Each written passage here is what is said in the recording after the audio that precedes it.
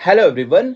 आज हम लोग स्टार्ट करने जा रहे हैं क्लास 10th ज्योग्राफी का चैप्टर नंबर 5, जिसका नाम है मिनरल्स एंड एनर्जी रिसोर्स।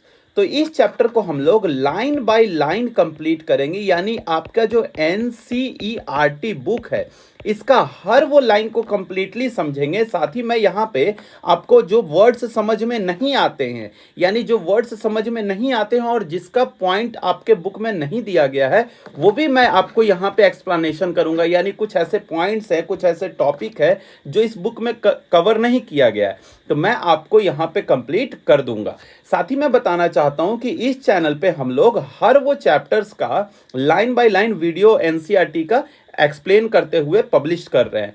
तो आप लोग अगर इस चैनल को ज़रूरत है, आपको लगता है कि आपके कुछ नीड्स इससे सेटिस्फाई हो सकती है, आपकी ज़रूरत पूरी हो सकती है, आपका अगर एग्जाम के पॉइंट ऑफ व्यू से अगर आपका हेल्प हो सकता है, तो बिल्कुल इस चैनल को सब्सक्राइब करें। साथ ही कमेंट में ज़रूर बताइएगा कि हम लोगों के द्वारा जो समझाया गया आपको चैप्टर है, ये आपको समझ में आया कि नहीं। तो चलिए आइए वीडियो को हम लोग स्टार्ट करते हैं। देखिए, सबसे पहले ये बताना चाहूंगा कि ये जो मिनरल एंड एनर्जी रिसोर्स है, इस चैप्टर का पढ़ने का मेन मकसद क्या है। तो मेन मकसद अगर बात करूं तो हम लोगों को ये जानना जरूरी है कि हमारे कंट्री में कौन कौन से मिनरल्स किस किस एरियाज में पाए जाते हैं, साथ ही वो कहाँ पे लोकेटेड हैं। साथ ही मैं बात करूं हम लोगों के इंडिया में किस तरीके से एनर्जी की रिक्वायरमेंट्स पूरी होती है और किस तरीके से जो डोमेस्टिक और कॉमर्शियल पर्पस से लोग एनर्जी का यूटिलाइज करते हैं। तो ये मेन मुद्दा है इस जानने का। आपके एग्जाम में इससे रिलेटेड बहुत सारे क्वेश्चन बन सकते हैं। तो चलिए आइए वीडियो को हम लोग स्टार्ट करते हैं। देखिए, अगर हम लोग बात करें मिनरल्स, तो मिनरल्स क्या होता है और एनर्जी रिसोर्स क्या होता है, इसके बारे में हम लोग को समझना होगा। यानी मिनरल्स एनर्जी रिसोर्स क्या होता है, सबसे पहले आप लोग ये समझिए। देखिए, अगर मैं बात करूं मिनरल्स का, तो मिनरल्स नेचुरली ऑकरिंग सब्सटेंस है। ये एक ऐसा सब्सटेंस है जो हम लोगों को नेचुरली मिलता है। साथ he found in the earth crust, ये हम लोगों को अर्थ के क्रस्ट में मिलता है। साथ ही अगर बात करें को हम लोग एक्सट्रैक्ट करके हम लोग क्या करते हैं, प्रोसेस करके ह्यूमन बीइंग इसका यूज करता है। तो ये तो आपको समझ में आ गया होगा कि मिनरल्स क्या होता है। आपको ये डेफिनेशन आपको याद रखना है। साथ ही मैं बात करूं एनर्जी क्या होती है, तो एनर्जी रिसोर्स का अगर बात करूं तो resource that provide energy for industrial and domestic use is called a energy resource. वैसा रिसोर्स जो एनर्जी के फॉर्म में इंडस्ट्री और डोमेस्टिक यूज को क्या करता है, प्रोवाइड करता है, यानी उसके फुलफिल नीड्स को फुलफिल करता हो इंडस्ट्रियल और डोमेस्टिक यूज का, तो हम लोग उसको क्या बोलेंगे, एनर्जी रिसोर्स बोलेंगे। तो चलिए, ये तो आपको समझ में आ गया कि इस चैप्टर में जो समझना था, मेन मुद्दा था कि हेडिंग को समझना बहुत इंपॉर्टेंट होता है किसी भी चैप्टर को, तो आपको समझ में आ गया होगा। अब हम लोग बढ़ते हैं चैप्टर्स के आगे पॉइंट में। यहाँ पे देखिए, एक छोटा सा स्टोरी है जिसका नाम है, एक लड़के का नाम है जिसका नाम है हैबन। हैबन का लड़के का स्टोरी है। तो हैबन्स क्या, हैबन्स के बारे में मैं शॉर्ट स्टोरी आपको बताता हूँ। वैसे ये बहुत ज़्यादा इंपॉर्टेंट नहीं है, आप लोग स्किप करके भी वीडियो को देख सकते हैं। देखिए, हैबन्स comes to Guwahati with his father from a remote village. हैबन एक लड़का है जो अपने पापा के साथ गुवाहाटी आता है अपने गांव से। He sees the people getting into a strange house like object which move along the road. उसने क्या देखा कि कुछ ऑब्जेक्ट्स हैं जो कि रास्ते पे एकदम तरीके से चल रहे हैं, चलती हुई सड़कों पे एक दिख रही, एक ऑब्जेक्ट उसको दिख रहा था जिसमें कि किचन भी मौजूद था। और उसने बोला कि number of house along he with it, और उसको लगा कि ये कहीं ना कहीं एक हाउस के जैसा है जो कि किचन के साथ चल रहा है। He is amazed and ask his father, वो बहुत ज्यादा क्या हो गया इसके जानने से, ये आश्चर्य होता है और अपने पापा से पूछता है, why don't our house move like the one we saw in Guwahati. यानी उसका कहना है कि ऐसा जो आपको दिख रहा है, ये पिताजी जो पापा को बोल रहा है कि इस तरीके के जो हाउस हैं हमारे, यानी हमारे जैसा उसने गुवाहाटी में जो देख, क्यों नहीं उसके घर के साइड में ऐसा चलता है। तो उसके पापा ने रिप्लाई दिया, देर आर नॉट हाउस, ये हाउस नहीं है, ये एक बस है, ट्रेन है। क्योंकि unlike our house there is not made of brick and stone. यानी जैसे कि हमारा घर यानी किससे बना होता है, ब्रिक और स्टोन से बना होता है, ये स्टोन और ब्रिक से बना हुआ घर नहीं है। क्यों, क्या है, है ये? तो ये मेटल लाइक आयरन और एल्यूमिनियम से बना हुआ है, उसी से बना हुआ है, यानी एल्यूमिनियम और आयरन का यूज करके ये बनाया गया है।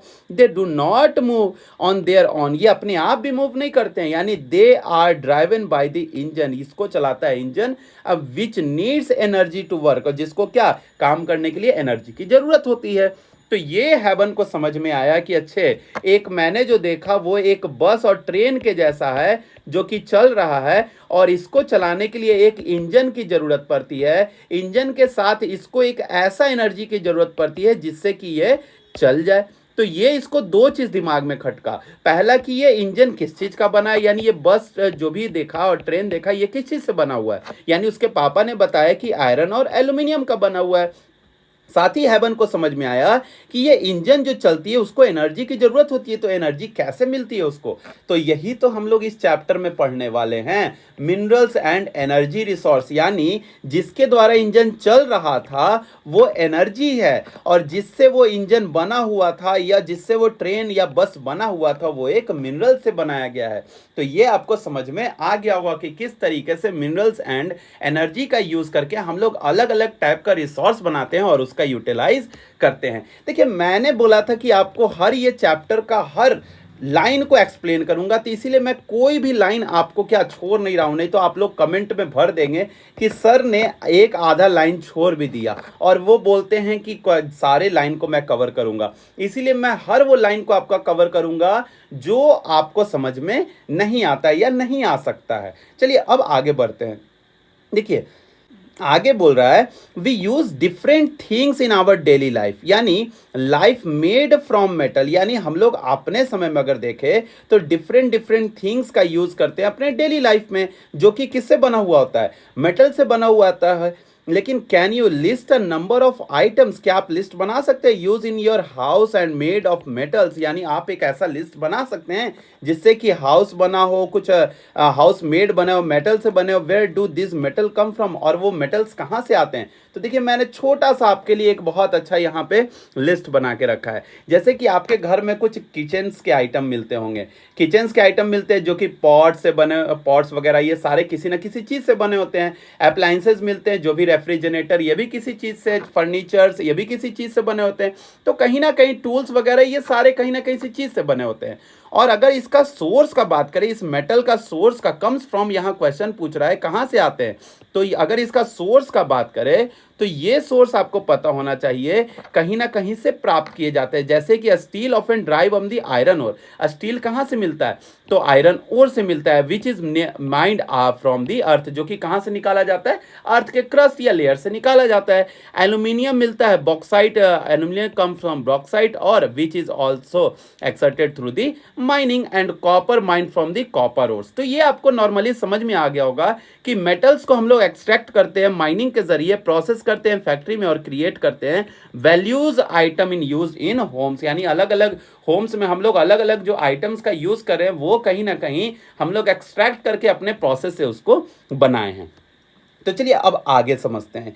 You have a study that the earth crust is made of a different minerals, आपने पढ़ा भी होगा कि अर्थ जो है अलग अलग डिफरेंट मिनरल से बना हुआ है। इम्बेडेड इन दी रॉक्स, जो कि रॉक से बने हुए यानी धातुओं, पत्थरों या चट्टानों के अंदर जो छिपा हुआ होता है उसी को बोला जाता है रॉक्स, और रॉक्स में ही क्या छुपे होते हैं, मिनरल्स छुपे होते हैं।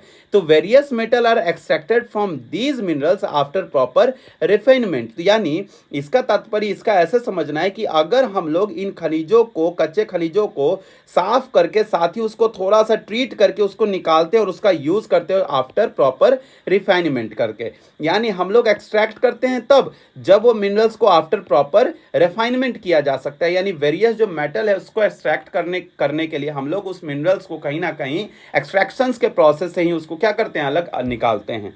अच्छे, minerals are an indispensable part of our life, यानी इनडिस्पेंसिबल पार्ट ऐसा समझिए कि हमारे लाइफ का बहुत इंपॉर्टेंट रोल प्ले करता है। कौन, मिनरल्स, यानी इसके बिना हम लोग अपने मिनरल्स को, यानी मिनरल्स के बिना हम लोग अपने लाइफ को जीना कह सकते हैं कि संभव ही नहीं कर सकते हैं। यानी ऑलमोस्ट एवरीथिंग वी यूज, यानी अलग हर जगह हम लोग यूज करें, from a tiny pin to a throwing a building, यानी अगर एक छोटा सा पिन का बात करें और एक बड़ा सा बिल्डिंग, वो भी किसी ना किसी किससे बना हुआ है, मिनरल से बना हुआ है। Big ship all are made from minerals, यानी सारे चीज किससे बने हुए, मिनरल से। The railway lines and the tarmac, यानी पेविंग ऑफ द रोड, यानी जो आप लोग देखते होंगे ट्रैमेक पेविंग जिसको बोला जा रहा है, रोड पे किया गया पेंटिंग का बात किया जाता है। आप लोग देखे होंगे रोड ऐसा होता है उस पर पेंटिंग पेंटिंग किया होता है, तो उसी का बात किया जा रहा है। वो our implements and machinery too are made from minerals, यानी ये सारे चीज मिनरल से क्या होते हैं, बने होते हैं। अगर कार का बात किया जाए, बसेस का बात किया जाए, ट्रेन्स का बात किया जाए, एरोप्लेन्स का बात किया जाए, ये सारे मैन्युफैक्चरर होते हैं किससे, मिनरल्स पे, और रन करते हैं किसी ना किसी पावर रिसोर्स से, यानी अर्थ से जो हम लोगों को मिलता है ये सारा। अगर बात करें even the food that we eat, यानी हम लोग जो खाना खाते हैं कंटेंट्स मिनरल, उसमें भी क्या मिले होते हैं, मिनरल्स ही मौजूद होते हैं। In all stage of development human being have used minerals for their livelihood. अगर हम लोग डेवलपमेंट का अलग अलग स्टेज में बात करें तो सारे स्टेज में हम लोगों ने कहीं ना कहीं मिनरल्स का यूज किया है अपने जरूरतों के, अपने जीवन यापन को पूरा करने के लिए। अलग अलग चीजों में, डेकोरेशन में किया है, लाइवलीहुड के लिए किया है, फेस्टिविटीज के लिए किया है, रिलीजियस और सेरेमोनियल राइट्स के लिए किया है, यानी हर जगह हम लोगों ने मिनरल्स का यूटिलाइज किया है। तो अब हम लोग समझते हैं आगे जो पॉइंट्स दिया हुआ है। देखिए आगे पॉइंट्स क्या बोल रहा है, एक bright smile from toothpaste and mineral, यानी अगर हम लोग बात करें आज हमारे दांत बहुत अच्छे होते हैं, हमारे दांत साफ सुथरे होते हैं, हम लोगों के मुंह में बहुत ज़्यादा कीड़ा नहीं लग पाता है, हम लोग एकदम फ्रेशनेस महसूस करते हैं, तो उसका कारण क्या है, टूथपेस्ट में बहुत सारे मिनरल्स पाए जाते हैं। उसका कारण हमारे जो जीवन को खुशहाल बनाने में हमारा टूथपेस्ट भी बहुत अच्छा रोल प्ले करता है, जो कि मिनरल से बना हुआ होता है। टूथपेस्ट क्लीन्स योर टीथ, यानी क्या करता है, क्लीन ही करता है हमारे टीथ को। एब्रेविसिव मिनरल्स लाइक सिलिका मिलता है, लाइमस्टोन मिलता है, एल्यूमिनियम उसमें मिलता है, oxide on various phosphate minerals do the cleaning, ये सब क्लीनिंग मिनरल्स में भी आते हैं। Fluoride which use to reduce cavity, fluoride का यूज किया जाता है कैविटी को कम करने के लिए, जो कि कहाँ से मिलते हैं, मिनरल्स फ्रॉम फ्लोराइड से मिलता है। और most toothpaste are made of white with the titanium oxide, यानी वाइट बनाए जाते किससे, टाइटेनियम ऑक्साइड का यूज करके, which comes from minerals called rutile, ilmenite and anatase. ये सारे मिनरल्स का हम लोग जान रहे हैं। तो ये आपको समझ में आ गया होगा कि किस तरीके से मिनरल्स का यूज करके टूथपेस्ट को बनाया जाता है। The sparkle in the some toothpaste comes from mica, अगर बात करें जो आप लोग चमकदार देखते होंगे, कुछ टूथपेस्ट में चमकता हुआ आपको दिखता होगा, तो उसमें यूज किया जाता है mica. The tooth brush and the tube containing the paste are the made of the plastic from petroleum, यानी आप लोग देखते होंगे उसका ट्यूब जो बनता है वो ट्यूब कहीं ना कहीं किस चीज से बना होता है, तो वो प्लास्टिक जो कि पेट्रोलियम से प्राप्त होता है। तो ये सारे मिनरल्स को फाइंड आउट करना है, तो देखिए इसका भी मैंने लिस्ट बनाया है। देखिए पेट्रोलियम और कहीं ना कैसे ही बनता है, तो इसको थोड़ा सा समझिए। Plastic are made from petroleum and are use to manufacture various product. कैसे, पेट्रोलियम को रिफाइन किया जाता है, तो रिफाइन करके सेपरेट कर दिया जाता है कंपोनेंट्स को। अब ये क्या होता है, नेप्था इसको यूज किया जाता है प्लास्टिक प्रोडक्शंस में, नेप्था को यूज किया जाता है प्लास्टिक प्रोडक्शंस में। पॉलीमराइजेशन फिर किया जाता है, पॉलीमराइजेशन में क्या होता है, naphtha undergoes chemical process to convert it into a polymer. In this process, a small chemical units are linked together from a large plastic module, यानी नेप्था जो छोटे छोटे केमिकल प्रोसेस को कन्वर्ट कर दिया जाता है इनटू पॉलीमर्स में। अब ये प्रोसेस करके कहीं ना कहीं एक साथ जोड़ के प्लास्टिक मॉलिक्यूल्स को बनाए जाते हैं। और प्लास्टिक मैन्युफैक्चरिंग क्या होता है, दी पॉलीमर्स आर हीटेड, पॉलीमर्स को क्या किया जाता है, हीट किया जाता है और मोल्ड कर दिया जाता है अलग अलग शेप में, और प्लास्टिक का आइटम को क्रिएट किया जाता है, जो कि टूथब्रश और टूथपेस्ट में ट्यूब में यूज किया जाता है। तो ये आपको समझ में आ गया होगा कि किस तरीके से प्लास्टिक जो टूथपेस्ट का है उसको बनाया जाता है। अगर हम लोग बात करें डिग अ लिटिल डीपर, यानी जरा ध्यान से सोच के देखिए, यानी find out how many minerals are used to make a light bulb.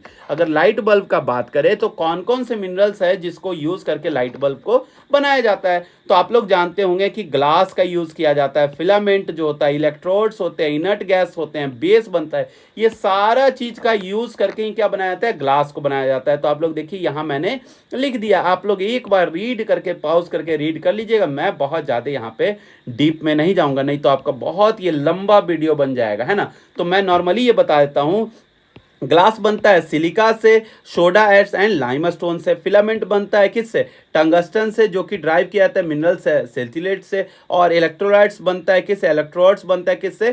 From निकल और स्टील से। इनर्ट गैस आर्गन और krypton extracted from the atmosphere and base जो भी है made from brass and alloy copper and zinc. तो ये आपको समझ में आ गया होगा कि किस तरीके से मिनरल्स का यूज करके लाइट बल्ब को बनाया जाता है। तो चलिए अब हम लोग आगे के टॉपिक में बढ़ते हैं। तो आगे का टॉपिक बोल रहा है all living things are need minerals, यानी जितने भी लिविंग थिंग्स हैं उसको किस चीज की जरूरत होती है? तो मिनरल्स की जरूरत होती है, क्योंकि लाइफ प्रोसेस हम लोग कर रहे हैं। Life process can not occur without minerals, यानी अगर लाइफ प्रोसेस का बात करें तो वो कभी नहीं हो पाएगा बिना मिनरल का यूज करते हुए।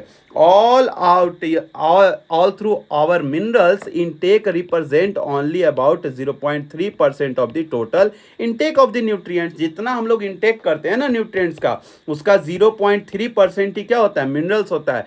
लेकिन अगर बात करें जितना हम लोग प्रोटीन्स या अलग चीज़ों का यूज़ कर रहे हैं, 99.7% अलग अलग चीज़ों का यूज़ करते हैं फूड स्टफ का। तो ये सारे चूज यूज इस जितने भी 99 जो हमारा फूड है, इसमें 99.97% जो चीज़ें हैं फूड स्टफ, उसको हम लोग तभी यूज़ कर पाएंगे जब ये 0.3% या मिनरल्स का हम लोग यूज़ करेंगे। यानी इसके बिना ये क्या है? अधूरा है मिनरल्स के बिना। तो ये आपको समझ में आ गया होगा। कुछ न्यूट्रिशनल फैक्ट्स आप लोग अगर देखेंगे, अगर आप लोग कुरकुरे खाते होंगे, चिप्स खाते होंगे, अगर किसी भी चीज़ को खाते होंगे तो उस पर न्यूट्रिशनल फैक्ट्स क्या किया गया है? प्रिंट किया गया है। तो मैं आपको एक कमेंट में नॉर्मली वर्क देता हूं कि आप लोग जो भी किसी चीज को खाइएगा तो उसमें कौन कौन से मिनरल्स प्रेजेंट होते हैं, आप कमेंट्स बॉक्स में जरूर ये बताएं। मैं सिर्फ यही एक क्वेश्चन आपके लिए छोड़ रहा हूं, बाकी सारे जितने भी है डिगर लिटिल डीपर वो सारे मैंने इसमें कवर कर रखा है।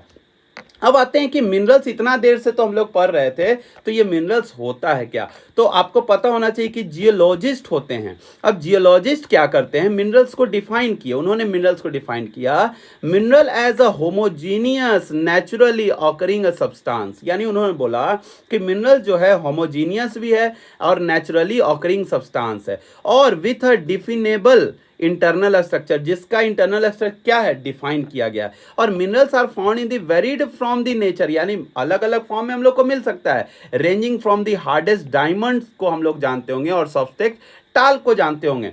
अब आपको ये पता लगाना है वाई आर दे आर वेरिड, यानी इसका आंसर देखिए मैंने यहाँ पे दे रखा है। तो आप लोग देखिए, एक जूम करता हूँ। डिफरेंस क्यों है? ये अलग अलग मिनरल्स अलग अलग क्यों?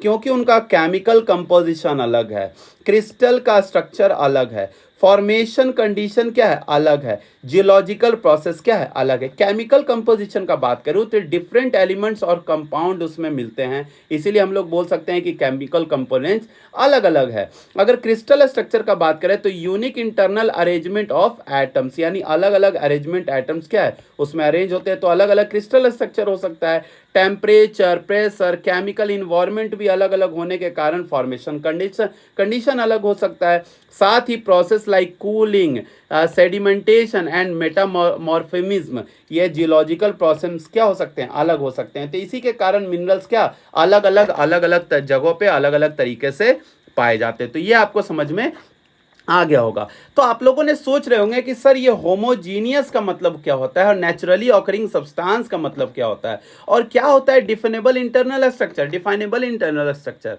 तो आइए समझते हैं। होमोजीनियस का मतलब होता है यूनिफॉर्म हो, constituent in the composition, composition उसका क्या हो? कॉन्स्टिट्यूएंट हो, यानी वो यूनिफॉर्म हो। साथ ही नेचुरली ऑकरिंग का मतलब होता है फाउंड इन नेचर, कहाँ से मिले? नेचर से मिला, और साथ ही विदाउट ह्यूमन इंटरवेंशन का मिले तो हम लोग उसको क्या बोलेंगे? नेचुरली ऑकरिंग बोलेंगे। और सब्सटेंस उसको बोलते हैं मटेरियल्स विच डिस्टिंक्ट फिजिकल प्रॉपर्टीज, यानी अलग अलग फिजिकल प्रॉपर्टीज मिलेगा तो उसको क्या बोलेंगे? सब्सटेंस में रखते हैं। Definable capable of being clearly describe as a identify, यानी डिफाइनेबल का मतलब उसको आइडेंटिफाई या डिस्क्राइब किया जा सके क्लियरली। और इंटरनल स्ट्रक्चर का बात करें तो अरेंजमेंट्स और organisation of components within the substance का बात किया जा रहा है। तो ये आपको समझ में आ गया होगा। अगर समझ में आ रहा है तो लाइक का बटन जरूर दबाएं, जिससे कि थोड़ा सा हम लोगों को क्या आपके अनुसार से हम लोगों को थोड़ा सा अंदर से इनर सेटिस्फैक्शन मिल पाए। तो चलिए अब हम लोग समझते हैं। You have already learn about the rocks. आप लोगों ने रॉक्स के बारे में पढ़ रखा है। Rocks are the combination of homogeneous substance, जिसको क्या बोला जाता है, मिनरल्स बोला जाता है। मिनरल्स में आपको याद रखना है rocks are combination of homogeneous substance, उसको क्या बोला जाएगा, मिनरल्स बोला जाएगा। Some rocks of the instance limestone consist of the single minerals only, but majority of the rocks consist of the several minerals of varying proportion। तो आपको याद रखना है कि कुछ ऐसे लाइमस्टोन्स या कुछ ऐसे मिनरल्स उसमें प्रेजेंट होते हैं, कुछ रॉक्स ऐसे होते हैं जिसमें limestone, instance limestone consist of the single minerals, but कुछ मेजोरिटी ऑफ द रॉक्स होते हैं जिसमें अलग अलग टाइप्स के क्या वेरियस प्रोपोर्शंस में क्या मिनरल्स मिल पाते हैं। All through over 2000 minerals have been identify. अगर बात करें तो कितना मिनरल्स को आइडेंटिफाई किया गया जा चुका है, तो 2000। Only a few are abundantly found in the most of the rocks. और कुछ ऐसे हैं जो कहाँ पे सारे ये सब मिलते हैं, रॉक्स में अधिकतर मिलते हैं। अब पार्टिकुलर मिनरल्स का बात किया जाए, that will be formed from a certain combination of elements depends upon the physical and chemical condition under which the mineral forms। तो यानी particular minerals का बात किया जा रहा है, अगर वो formed होगा तो combination of elements depend करेगा physical और chemical conditions पे उस minerals का formation क्या करेगा, डिपेंड करेगा। और this turn the result a wide range, उसका कलर चेंज हो सकता है, हार्डनेस, क्रिस्टल फॉर्म और लस्टर, डेंसिटी, ये क्या किसी पार्टिकुलर मिनरल्स के प्रोसेस में काम आते हैं। अब जियोलॉजिस्ट यूज करते हैं प्रॉपर्टीज को क्लासिफाई करने के लिए मिनरल्स के लिए। क्या क्या प्रॉपर्टीज को करते हैं, तो study of minerals by geographers and geologist. तो सबसे पहले आपको यह जानना होगा कि जियोग्राफर्स क्या करते हैं और जियोलॉजिस्ट क्या करते हैं। तो जियोग्राफर जो होते हैं, study of minerals as a part of earth crust. इनका कहना है ये लोग जब स्टडी करते हैं तो मिनरल्स को इस तरीके से करते हैं कि जो कि अर्थ क्रस्ट का ये क्या है, एक पार्ट है for the better understanding of the land form. ये लैंड फॉर्म को जानने के लिए ये काम करते हैं, कौन, जियोग्राफर। अगर बात करें the distribution of minerals, resource and associated economic activities are the interest to geographer. अगर बात करिए डिस्ट्रीब्यूशन को जानते हैं मिनरल्स रिसोर्स के, कहाँ क्या क्या उसके इकोनॉमिक एक्टिविटी उससे जुड़ सकते हैं, और वो ये सब किनका इंटरेस्ट होता है, तो जियोग्राफर्स का होता है। अगर बात करें जियोलॉजिस्ट का, तो ये क्या काम करते हैं, तो जियोलॉजिस्ट का बात करें तो is interest in the formation of minerals. ये फॉर्मेशन ऑफ मिनरल्स के बारे में बात करते हैं, और ये बात करते हैं part of the earth crust better understanding of land form. Better understanding के लिए कौन बात करते हैं, तो जियोग्राफर्स। और जियोलॉजिस्ट किसके लिए बात करते हैं, फॉर्मेशन ऑफ मिनरल्स के बारे में, जैसे कि उसका age, physical and chemical composition के बारे में बात करते हैं। तो ये आपको समझ में आ गया होगा कि मिनरल्स में जियोग्राफर्स और जियोलॉजिस्ट किस तरीके से स्टडी करते हैं। However for a general commercial purpose minerals can be classified as a under. यानी हम लोग कमर्शियल पर्पस के अकॉर्डिंग मिनरल्स को भी क्लासिफाई कर सकते हैं। किस पर्सन कैसे कर सकते हैं, तो आइए हम लोग समझते हैं। Mode of occurrence of minerals. अगर ऑकरेंस ऑफ मिनरल्स के अकॉर्डिंग देखें तो किस तरीके से मिनरल्स को ऑकर किया जाता है, तो आप लोग ऐसे समझिए कि मिनरल्स को जब हम लोगों को मौजूद होता है, मिनरल्स हम लोगों को मिलता है, तो खनिजों की उपलब्धता के अकॉर्डिंग मिनरल्स को हम लोग जानते हैं। तो वेयर दीज मिनरल फाउंड, और ये मिनरल्स कहाँ पे मिलेंगे, तो ये भी आपको पता होना चाहिए कि कहाँ पे मिनरल्स मिलते हैं। तो उससे पहले आप लोग ये जानिए कि मिनरल्स क्या है, usually found in ores. Minerals कहाँ पे मिलते हैं, तो ओर्स में प्रेजेंट होते हैं। The term ore is describe as accumulation of any mineral mixed with the other elements. तो आपको याद रखना होगा कि जो ओर होता है, ओर को हम लोग किस लिए डिस्क्राइब करते हैं, तो accumulation of any mineral mixed with the other element. यानी अदर मिनरल्स को, यानी किसी भी एनी मिनरल्स को, एनी क्या, एनी मिनरल्स को अगर मिक्स होता है, मिक्स क्या हो उसके साथ, अदर एलिमेंट मिक्स हो, तो हम लोग उसको किस नाम से जानते हैं, किसी भी मिनरल के साथ कोई भी अदर एलिमेंट्स मिक्स होता है तो उसको किस नाम से जानते हैं, ओर्स के नाम से जानते हैं। अब the minerals contents of the ore must be in a sufficient concentration to make extraction commercially viable. यानी आपको याद रखना होगा कि जो मिनरल्स को हम लोग उसमें प्रेजेंट होता है वो किसी ना किसी सफिशिएंट है कंसंट्रेशन, उसको अगर हम लोग कॉमर्शियल ये भी देखना होता है कि क्या वो मिनरल्स को अगर हम लोग निकाल रहे हैं तो क्या कहीं ना कहीं वो हमारे लिए फायदेमंद होगा, क्या कॉमर्शियली वायबल होगा। A type of formation of the structure which they की found in the determine the relative ease which his minerals ores may be mined. अगर देखा जाए कि टाइप ऑफ फॉर्मेशन और स्ट्रक्चर देखने के बाद डिटरमाइन किया जा सकता है कि relative ease with the minerals ores may be mined, अगर देखा जाएगा कि ये सारा कुछ सही अगर प्रॉफिट हो रहा है तो मिनरल्स को क्या किया जाए, माइंड किया जाए। This also determine the cost of extraction, ये किस चीज को बताता है, कॉस्ट ऑफ एक्सट्रैक्शन को, यानी अगर कॉस्ट ऑफ एक्सट्रैक्शन ज्यादा होगा और उससे को बेचा जाए मिनरल्स को तो वो कम हो तो कहीं ना कहीं कहा जा सकता है वो मिनरल्स निकालना बहुत अच्छा नहीं रहेगा। अगर बात करें therefore the important for us understand the mainly type of the formation of minerals in occur. अब हम लोग को समझना है कि किस तरीके से जनरली मिनरल्स हम लोगों को मिलते हैं अलग अलग फॉर्म्स में। तो आइए हम लोग समझते हैं। यहाँ पे आपको 5 पॉइंट दिया गया है, 2 इधर आपको दिख रहा है, तीसरा ये है, चौथा अगर बात करें ये है, पांचवा ये है। तो आइए हम लोग समझते हैं। सबसे पहले ये जानना होगा कि मिनरल्स कैसे कैसे होते हैं, तो ये आप लोग को तो हम अगले थोड़ा सा 1-2 मिनट बाद समझाते हैं। तो पहले आप लोग ये पॉइंट समझ लीजिए। देखिए minerals generally occur these forms, इस फॉर्म से मौजूद होते हैं। पहला फॉर्म्स जो है इग्नियस एंड मेटामॉर्फिक रॉक्स के में क्या होंगे, मिनरल्स प्रेजेंट हो, में अकर इन दी क्रैक्स में हो सकते हैं, क्रीविसेस में हो सकते हैं, फॉल्ट्स में हो सकते हैं और ज्वाइंट में हो सकते हैं। तो ये आपको समझ में आ गया होगा कि किस तरीके से मिनरल्स प्रेजेंट होते हैं, किसमें, इग्नियस और मेटामॉर्फिक रॉक्स में। इग्नियस और मेटामॉर्फिक रॉक्स में क्रैक्स, क्राइव्स, फॉल्ट्स और ज्वाइंट से मिलते हैं। अगर बात करें the smaller occurrence are called veins, जो स्मॉलर ऑकुरेंस होता है उसको क्या बोला जाता है, वेन्स होता है। जैसे मान लेते हैं कि ये इग्नियस और मेटामॉर्फिक रॉक्स है और इसमें स्मॉलर ऑकुरेंस है, उसको क्या बोला जाएगा, वेन्स बोला जाएगा। वेन्स तो आप लोग समझ रहे होंगे। दी लार्जर आर कॉल्ड लोड्स, जो लार्जर है उसको क्या बोला जाएगा, लोड्स बोला जाएगा। यानी वेन्स जो पतला दरार होगा उसको क्या बोला जाएगा, वेन्स बोला जाएगा, और जो चौड़ा एकदम दरार होगा उसको क्या बोला जाएगा, लोड्स बोला जाएगा। Most cases they found when the minerals liquid, molten, gaseous form are forced upward through cavities toward the earth surface. They cool and solidify as they rise. आप लोग को याद रखना है जो अर्थ है वो प्रेशर लगाता है ऊपर के तरफ किसी भी चीज को ढकेलने के लिए। अब ये प्रेशर लगा रहा है तो क्या होगा, ऊपर ये क्या होगा, आगे आएगा ऊपर। ऊपर आने के बाद में कहीं ना कहीं वो मिनरल मॉल्टेन होता है, के फॉर्म में होता है, गैसियस फॉर्म में कुछ वो फोर्स लगाने के कारण वो क्या होता है, क्रैक्स में ऐसे बैठ जाता है और वो अर्थ सरफेस पे आ जाता है और वो कूल होने के बाद सॉलिडिफाई हो जाता है, वही मिनरल्स हम लोग को प्राप्त होता है। Major metallic minerals like tin हो गया, कॉपर हो गया, जिंक हो गया, लीड हो गया, ये सब ऑब्टेन किए जाते हैं वेन्स और लोड्स में से। तो आपको ये बात याद रखना है। अगर बात करें जो सेडिमेंट्री रॉक्स है, number of minerals occur in the beds और लेयर, यानी सेडिमेंट्री रॉक्स में मिनरल्स कैसे मिलेंगे, बेड्स और लेयर में मिलेंगे। बेड्स आप लोग देख रहे होंगे कुछ इस टाइप से मिलेंगे, ठीक है, यानी बेड्स के फॉर्म में मिलेंगे एक मोटा परत के रूप में, और लेयर तो आपको समझ में आ रहा होगा।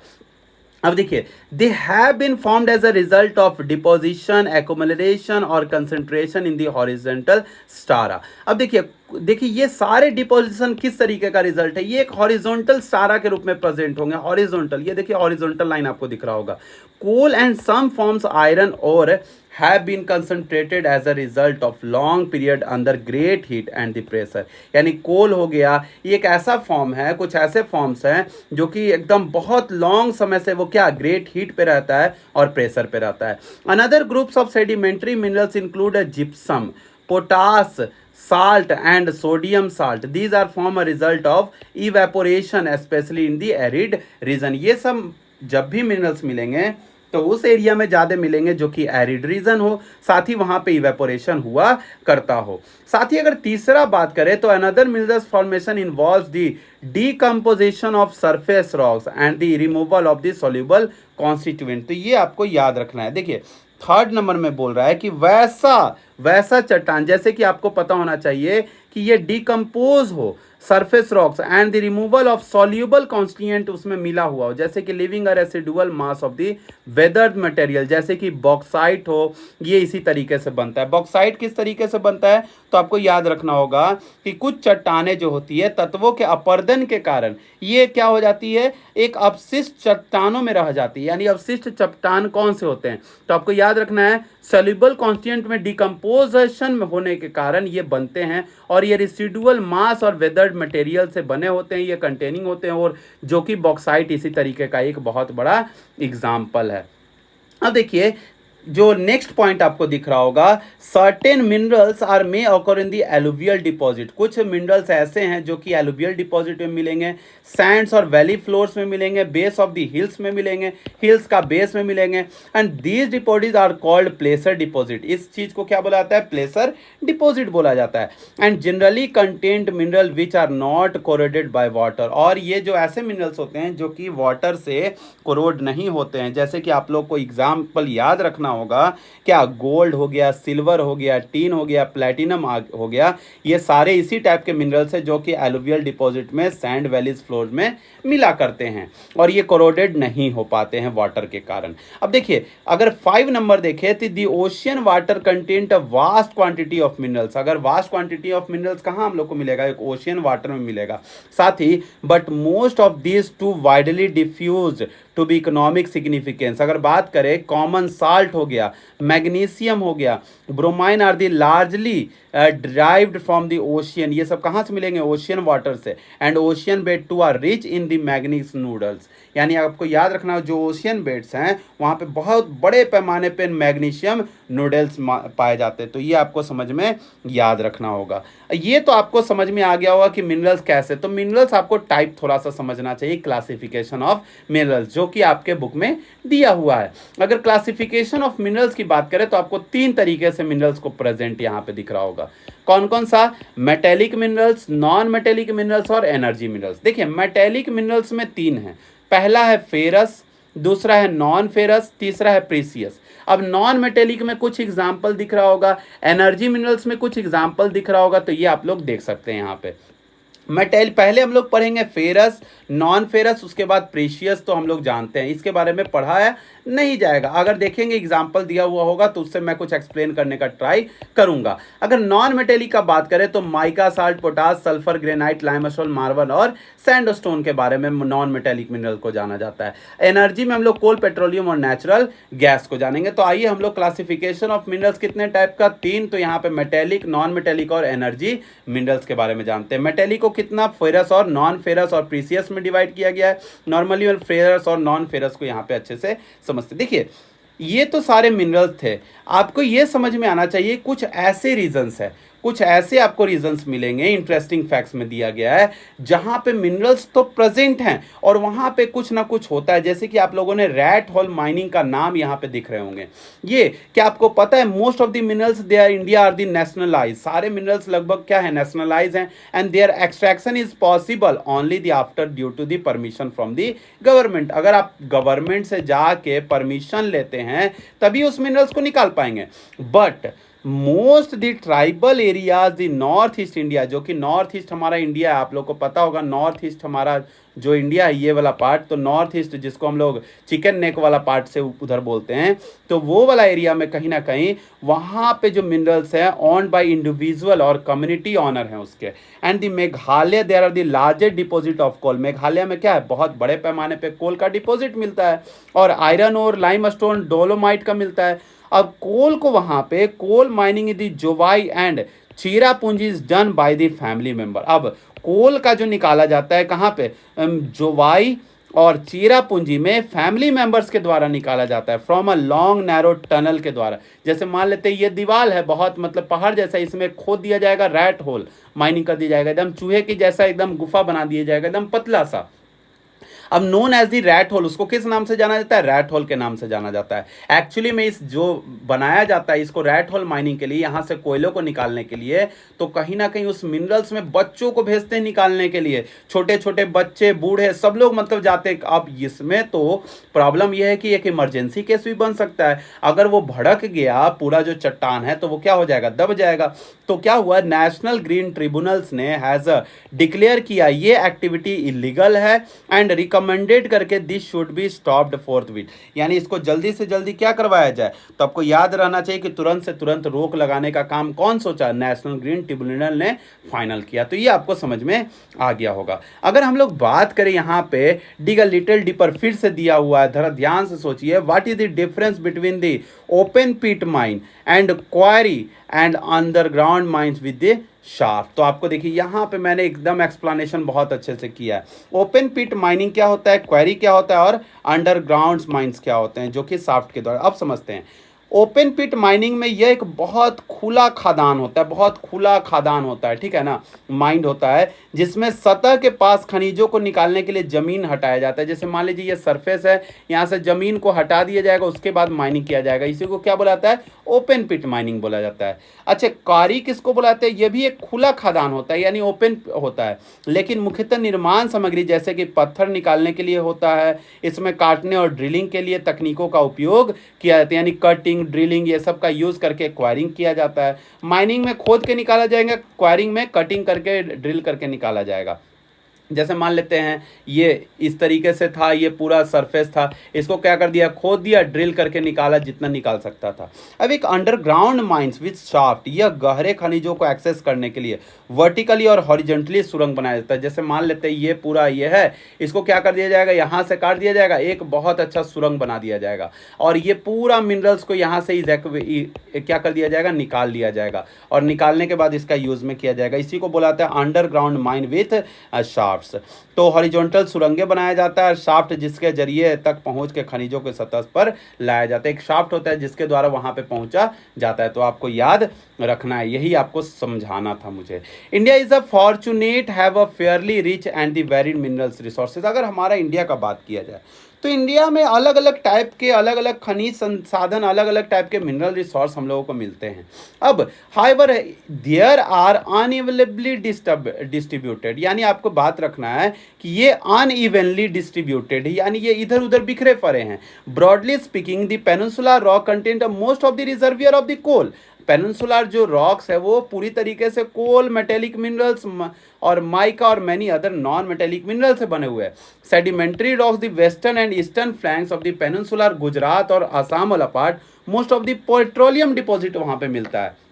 और अगर Rajasthan with the rock system of the peninsular reserve only many, क्या बात किया जा रहा है, नॉन फेरस मिनरल्स। तो ये आपको समझ में आ रहा होगा। दी वास्ट एलुवियल प्लेन्स जो हैं नॉर्थ इंडिया में हमारे, almost divided the economic minerals, यानी जो वास्ट एलुवियल प्लेन्स है वो क्या है, इकोनॉमिकली डिवाइडेड है मिनरल से। There the variation exist largely because the difference in the geological structure. कारण क्या है, geological structure, process the time involve the formation of the minerals, ये क्या प्रोसेस, ये सब कारण है। Let us now study the distribution of few major minerals in India. अब हम लोग पढ़ेंगे किसके बारे में, कुछ फ्यू मिनरल्स के बारे में पढ़ेंगे। Always remember that the concentration of the minerals in ore, in the ore there is extraction of the closeness of the market play the important role. आपको पता होगा एक्सट्रैक्ट वहीं पे किया जाएगा और मार्केट वहीं पे बनाया जाएगा जहां पे उसका यूज हो। And affecting the economic viability of a reserve, और ये किसको इफेक्ट करेगा, कहीं ना कहीं इकोनॉमिक वायबिलिटी को और रिजर्व को। Thus the meet demand choice to be made between the number of possible options, जैसे कि when this done a mineral deposit reservoir turns into mines, यानी आपको याद रखना है अगर मिनरल डिपॉजिट में, रिजर्वियर में, उसको किस में चेंज कर दिया जाता है, अगर उसको निकालने का प्रोसेस किया तो उसको माइन बोला जाएगा, उसको किसको क्या बना दिया जाता है, माइन बोल दिया जाता है। अब देखिए हम लोग को बताए थे आप लोग को मिनरल्स में दो, फेरस और नॉन फेरस, तो मैंने यहाँ पे डिस्कशन किया था। देखिए यहाँ पे फेरस और मेटेलिक में नॉन फेरस। तो हम लोग अभी किसको पढ़ेंगे, फेरस को पढ़ेंगे। तो देखिए फेरस का अगर बात करें तो फेरस मिनरल क्या है, account about the 3/4 of the total value of the production of the metallic minerals. Metallic minerals का 3/4 जो कि प्रोडक्शन होता है किसका, मेटेलिक मिनरल्स का, तो उसका किसका होता है, फेरस मिनरल्स का होता है। अब they provide a strong base of the development, जैसे कि मेटलर्जिकल इंडस्ट्री को, मेटल वाले इंडस्ट्री को इंडिया एक्सपोर्ट करता है quantity of the ferrous minerals, जब उसका डिमांड क्या हो जाता है, पूरा हो जाता है। अब आयरन ओर उसी में आता है, किस में, फेरस मिनरल्स में आता है। तो iron ore is the basic minerals and the backbone of the industry, आपको पता होगा। And India is the endowed with the fairly abundant the resource iron ore. आपको याद रखना है कि आयरन ओर बहुत बेसिक मिनरल्स है और हमारे इंडस्ट्रियल डेवलपमेंट के लिए क्या है, बहुत ही एक स्ट्रॉन्ग पॉइंट है। अगर हमारे यहाँ आयरन ओर ना हो तो हमारे इंडस्ट्रियल डेवलपमेंट कह सकते हैं ठप पड़ जाएगा। India is endowed fairly abundant resource of iron ore, हमारे इंडिया में तो मिलता है। India is the rich quality good quality of iron ore. और साथ ही magnetite is the finest iron ore. जो मैग्नेटाइट क्या है, इसका फाइनेस्ट आयरन ओर है with a very high content of the iron up to 70% इसमें पाया जाएगा। एंड इस excellent magnetic quantity specially the valuable in the electrical industry, इसका यूज कहाँ कहाँ किया जाएगा, मैग्नेटिक क्वालिटीज के कारण स्पेशली द इलेक्ट्रिकल इंडस्ट्री में। और हेमेटाइट जो और आपको याद रखना है, मैग्नेटाइट हेमेटाइट। अब देखिए हेमेटाइट क्या है, वन ऑफ वोर is the most important industrial iron, ये मोस्ट इंपॉर्टेंट इंडस्ट्रियल आयरन होता है। इसको quantity use but the slightly lower iron content, इसमें क्या होता है, आयरन कंटेंट क्या होता है, बहुत कम होता है। मैग्नेटाइट में 50 से 60% होता है और मैग्नेटाइट में 70% तक होता है। अगर बात करें 2018 से 19, almost entire production of iron ore 97% acquired from the Orissa से सिर्फ किया गया, छत्तीसगढ़, कर्नाटका एंड झारखंड से।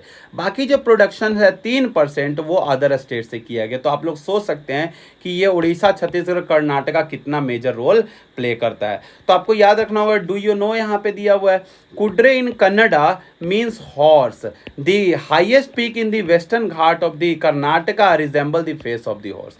यानी जो कुडरे है कन्नड़ में, उसका मतलब क्या होता है, हॉर्स होता है। और हाईएस्ट पीक जो वेस्टर्न घाट का है कर्नाटका में, जिसका फेस कैसा है, हॉर्स के फेस के जैसा है। साथ ही बैलडीला हिल्स, जो बैलडीला हिल्स है वो कैसा दिखता है, hump of an ox, ox के हम्प के जैसा दिखता है, इसीलिए उसका नाम क्या पड़ा है, बैलडीला हिल्स ये नाम पर है। तो आपको याद रखना चाहिए। अब देखिए कुछ आयरन ओर्स बेल्ट हैं हमारे इंडिया में, उसके बारे में समझना है। वैसे तो मैं आपको मैप में यहाँ पे समझाऊंगा, लेकिन अभी थोड़ा सा जो लिखा हुआ है उसको तो मैं छोड़ नहीं सकता हूँ। तो मेजर कुछ आयरन और बेल्ट है हमारे इंडिया में, समझिए आप उसको। उड़ीसा एक झारखंड बेल्ट है, उड़ीसा झारखंड बेल्ट आयरन और बेल्ट है। ड्रग बस्टर चंद्रपुर बेल्ट है। फिर है बल्लारी, चित्रदुर्ग, चिक्कमगलुरु, तुमकारू बेल्ट है। ये आपको भी याद रखना है, थोड़ा सा बोलने में अजीब लगेगा तो आपको बोलना है क्या, बल्लारी, चित्रदुर्ग, चिक्कामगलुरु, तुमकुरू बेल्ट, याद रखना है, ठीक है, ऐसे बोलना है, ठीक है। और महाराष्ट्र गोवा बेल्ट है, महाराष्ट्र गोवा बेल्ट, ये सारे क्या है, कुछ बेल्ट्स हैं आयरन ओल्ड का, समझते हैं हम लोग।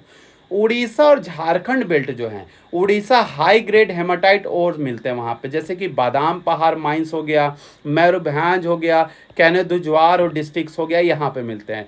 एडजॉइनिंग दी सिंहभूम वाला जो डिस्ट्रिक्ट है झारखंड से, उससे हेमेटाइट आयरन ओर मिलता है गुआ एंड नमौलुंडी से। अगर बात करें ड्रग बस्टर, जो कि कहाँ पे है, दुर्ग बस्टर कहाँ पे, चंद्रापुर बेल्ट, अब ये छत्तीसगढ़ और महाराष्ट्र में मिलता है। Very high grade haematite found किया जाता है। इस फेमस बालेडीला रेंज यहाँ का है, किसके लिए, Bastar district and the of the Chhattisgarh.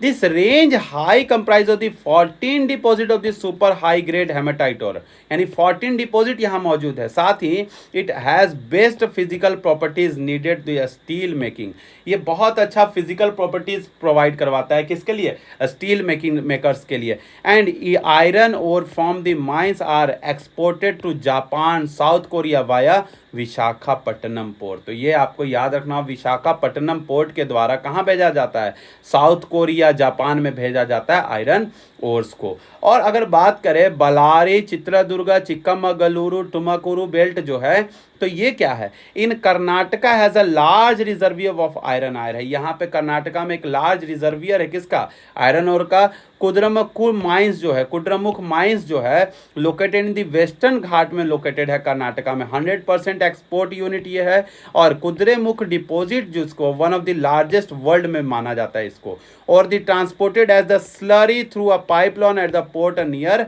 Mangaluru से प्रेजेंट है। आपको पता होना चाहिए मैंगलुरु में इसका पाइपलाइन से इसको पोर्ट नियर पोर्ट से क्या, स्लरी के फॉर्म में भेजा जाता है। एक है महाराष्ट्र और गोवा बेल्ट। तो महाराष्ट्र वाला पार्ट आप लोग जानते होंगे, महाराष्ट्र और गोवा बेल्ट। अब देखिए देखिए थोड़ा सा मैं आपको स्टेट बता देता हूँ, थोड़ा सा स्टेट बता देता हूँ। उड़ीसा और झारखंड बेल्ट क्या है, तो ये उड़ीसा वाला पार्ट है, यहाँ पे झारखंड मिलता है। अगर दुर्ग बक्सर जो छत्तीसगढ़ है यहीं पे मिलेगा, छत्तीसगढ़ और महाराष्ट्र बेल्ट में मिलता है यहाँ पे ये वाला सेकंड वाला। अगर बात करूँ ये बालारी चित्रदुर्ग चिक्कामगलुरु टुमकुरु बेल्ट जो है ये कहाँ पे, कर्नाटका वाला। तो कर्नाटका क्या, महाराष्ट्र का नीचे कर्नाटका है, तो आपको याद रखना है। महाराष्ट्र गोवा बेल्ट तो आपको याद रखना है जो महाराष्ट्र है, और ये गोवा छोटा सा बेल्ट है, आपको याद रखना है। जैसे कि include the state Goa and Ratnagiri district, इसमें ऑफ दी किसका, महाराष्ट्र का है। Though the ores are not a very high quality, they are efficiently exported and iron ore export through a Marmagao port से क्या कर दिया जाता है, इसको एक्सपोर्ट किया जाता है। तो ये कुछ आयरन ओर के माइन से, देखिए आपको दिख रहा होगा पिक्चर में, एकदम गड्ढा खोद खोद के क्या किया गया है, आयरन ओर्स को निकाला गया है। आप लोग थोड़ा सा यहाँ पे आयरन ओर्स को देख लीजिए जिससे कि आपको समझ में आ जाएगा। देखिए जो यहाँ पे शेडिंग कलर में दिख रहा है आपको, स्लेटी कलर में थोड़ा सा दिख रहा है ब्लैक ब्लैक टाइप का, ये क्या है, एक आयरन ओर फील्ड से यहाँ पे आपको रिप्रेजेंट हो रहा होगा। ये क्या है, आयरन ओर पीट है। अब ये आयरन और फील्ड होने के कारण आयरन और माइल्स भी यहीं पे हैं, देखिएगा जैसे कि मयूर बागान है, उसके बाद यहाँ पे गुआ दिख रहा होगा, बालेडीला होगा, चंद्रपुर है, फिर ये सब आपको दिख रहा होगा, रत्नगिरी हो गया, मर्मगांव हो गया, और ये सब आपको, ये पूरा बालारी ये सब दिख रहा होगा आपको। तो ये कुछ एरियाज है जहाँ पे क्या आयरन और बड़े पैमाने पे पाए जाते हैं। नॉर्मली 1 2 3 और 4 पॉइंट आपको याद रखना है ये वाला। अगर बात करें मैग्नीज का, मैग्नीज भी आपको याद रखना है। मैग्नीज किस में आता है, तो फेरस मिनरल्स में आता है, तो मैग्नीज को भी हम लोग को पढ़ना है। देखिए फेरस और नॉन फेरस में हम लोग अगर बात करें तो मैग्नीज किस में पढ़ते हैं हम लोग, फेरस में पढ़ते हैं। देखिए manganese is mainly used in the manufacturing and steel ferro manganese alloy में। अब देखिए मैग्नीज का मेनली यूज किया जाता है मैन्युफैक्चरिंग ऑफ स्टील में एंड फेरो मैग्नीज एलॉय बनाने में। Nearly 10 kg of manganese required to the manufacture the 1 ton of the steel, यानी 1 टन स्टील के लिए, 1 टन स्टील के लिए 10 kg क्या चाहिए, तो क्या चाहिए, मैग्नीज चाहिए होता है। अगर बात करते हैं it is also use the manufacturing bleaching powder, insecticide और पेंट्स में इसका यूज किया जाता है। देखिए कुछ स्टेट्स है जिसको आपको समझना बहुत ज्यादा जरूरी है। देखिए कुछ स्टेट्स का अगर बात करें तो यहाँ पे आपको दिख रहा होगा सबसे ज्यादा यहाँ पे क्या, मध्य प्रदेश वाला बेल्ट में क्या मिलता है, मैग्नीज मिलता है। ये मैग्नीज स्टेट वाइज प्रोडक्शन दिख रहा होगा, 18-19 का डाटा है। अब मध्य प्रदेश में 33% है, महाराष्ट्र में 27 है, उड़ीसा में 16% है, कर्नाटका में 12% है, आंध्र प्रदेश में 10 है और अदर में 2% है। तो ये आपको देख रहा होगा मैग्नीज का प्रोडक्शन कहाँ पे कैसे किया जा रहा है। अब देखिए डिग अ लिटिल डीपर में अगर बात करें तो superimpose the map showing the distribution of iron और manganese coal and iron steel, do you see the any correction. देखिए अगर बात किया जा रहा है ये मैप को थोड़ा सा आप लोग देखिए, ये मैप को देखने से आपको क्या समझ में आएगा। देखिए जहाँ पे आयरन और फील्ड हैं, जहाँ पे आयरन और फील्ड है वहीं पे माइंस मिलेंगे, वहीं पे क्या मिलेंगे, माइंस मिलेंगे, और जहाँ पे माइंस मिलेंगे वहीं पे आयरन स्टील की इंडस्ट्री है। जैसे कि आप देखिए टाटा इंडस्ट्री आपको यहीं पे दिख रहा है बगल में, टाटा स्टील इंडस्ट्री। और अगर बात करें दुर्गापुर स्टील प्लांट आपको दिख रहा होगा, वेस्ट बंगाल में पड़ता है। अगर भिलाई स्टील प्लांट आपको दिख रहा होगा यहाँ पे छत्तीसगढ़ में पड़ रहा है। अगर बात करें आंध्र प्रदेश में विशाखापत्तनम स्टील प्लांट मिल रहा होगा आंध्र प्रदेश में। तो ये क्या बता रहा है, यानी इससे हम लोग को तो ये पता चल गया कि जो आयरन और फील्ड्स हैं जहाँ वहीं पे आयरन और स्माइल तो मिलेंगे ही, लेकिन वहीं पे आयरन एंड स्टील इंडस्ट्री भी मिलती है। कारण है कि उनको ले आने में आसानी हो, साथ ही उनका जो कॉस्ट है ट्रांसपोर्टेशन कॉस्ट वो कम हो जाए, और बात अगर ट्रांसपोर्टेशन कॉस्ट करें तो उनसे उनको मच एंड मोर प्रॉफिट भी हो पाए। अब हम लोग पढ़ेंगे नॉन फेरस मिनरल्स के बारे में। देखिए नॉन फेरस मिनरल्स क्या होता है। नॉन फेरस मिनरल्स में आपको याद रखना है हमारा इंडिया रिजर्वियर प्रोडक्शन है नॉन फेरस मिनरल्स का, नॉट वेरी सेटिस्फैक्ट्री, यानी बहुत अच्छा सेटिस्फैक्ट्री तो नहीं है।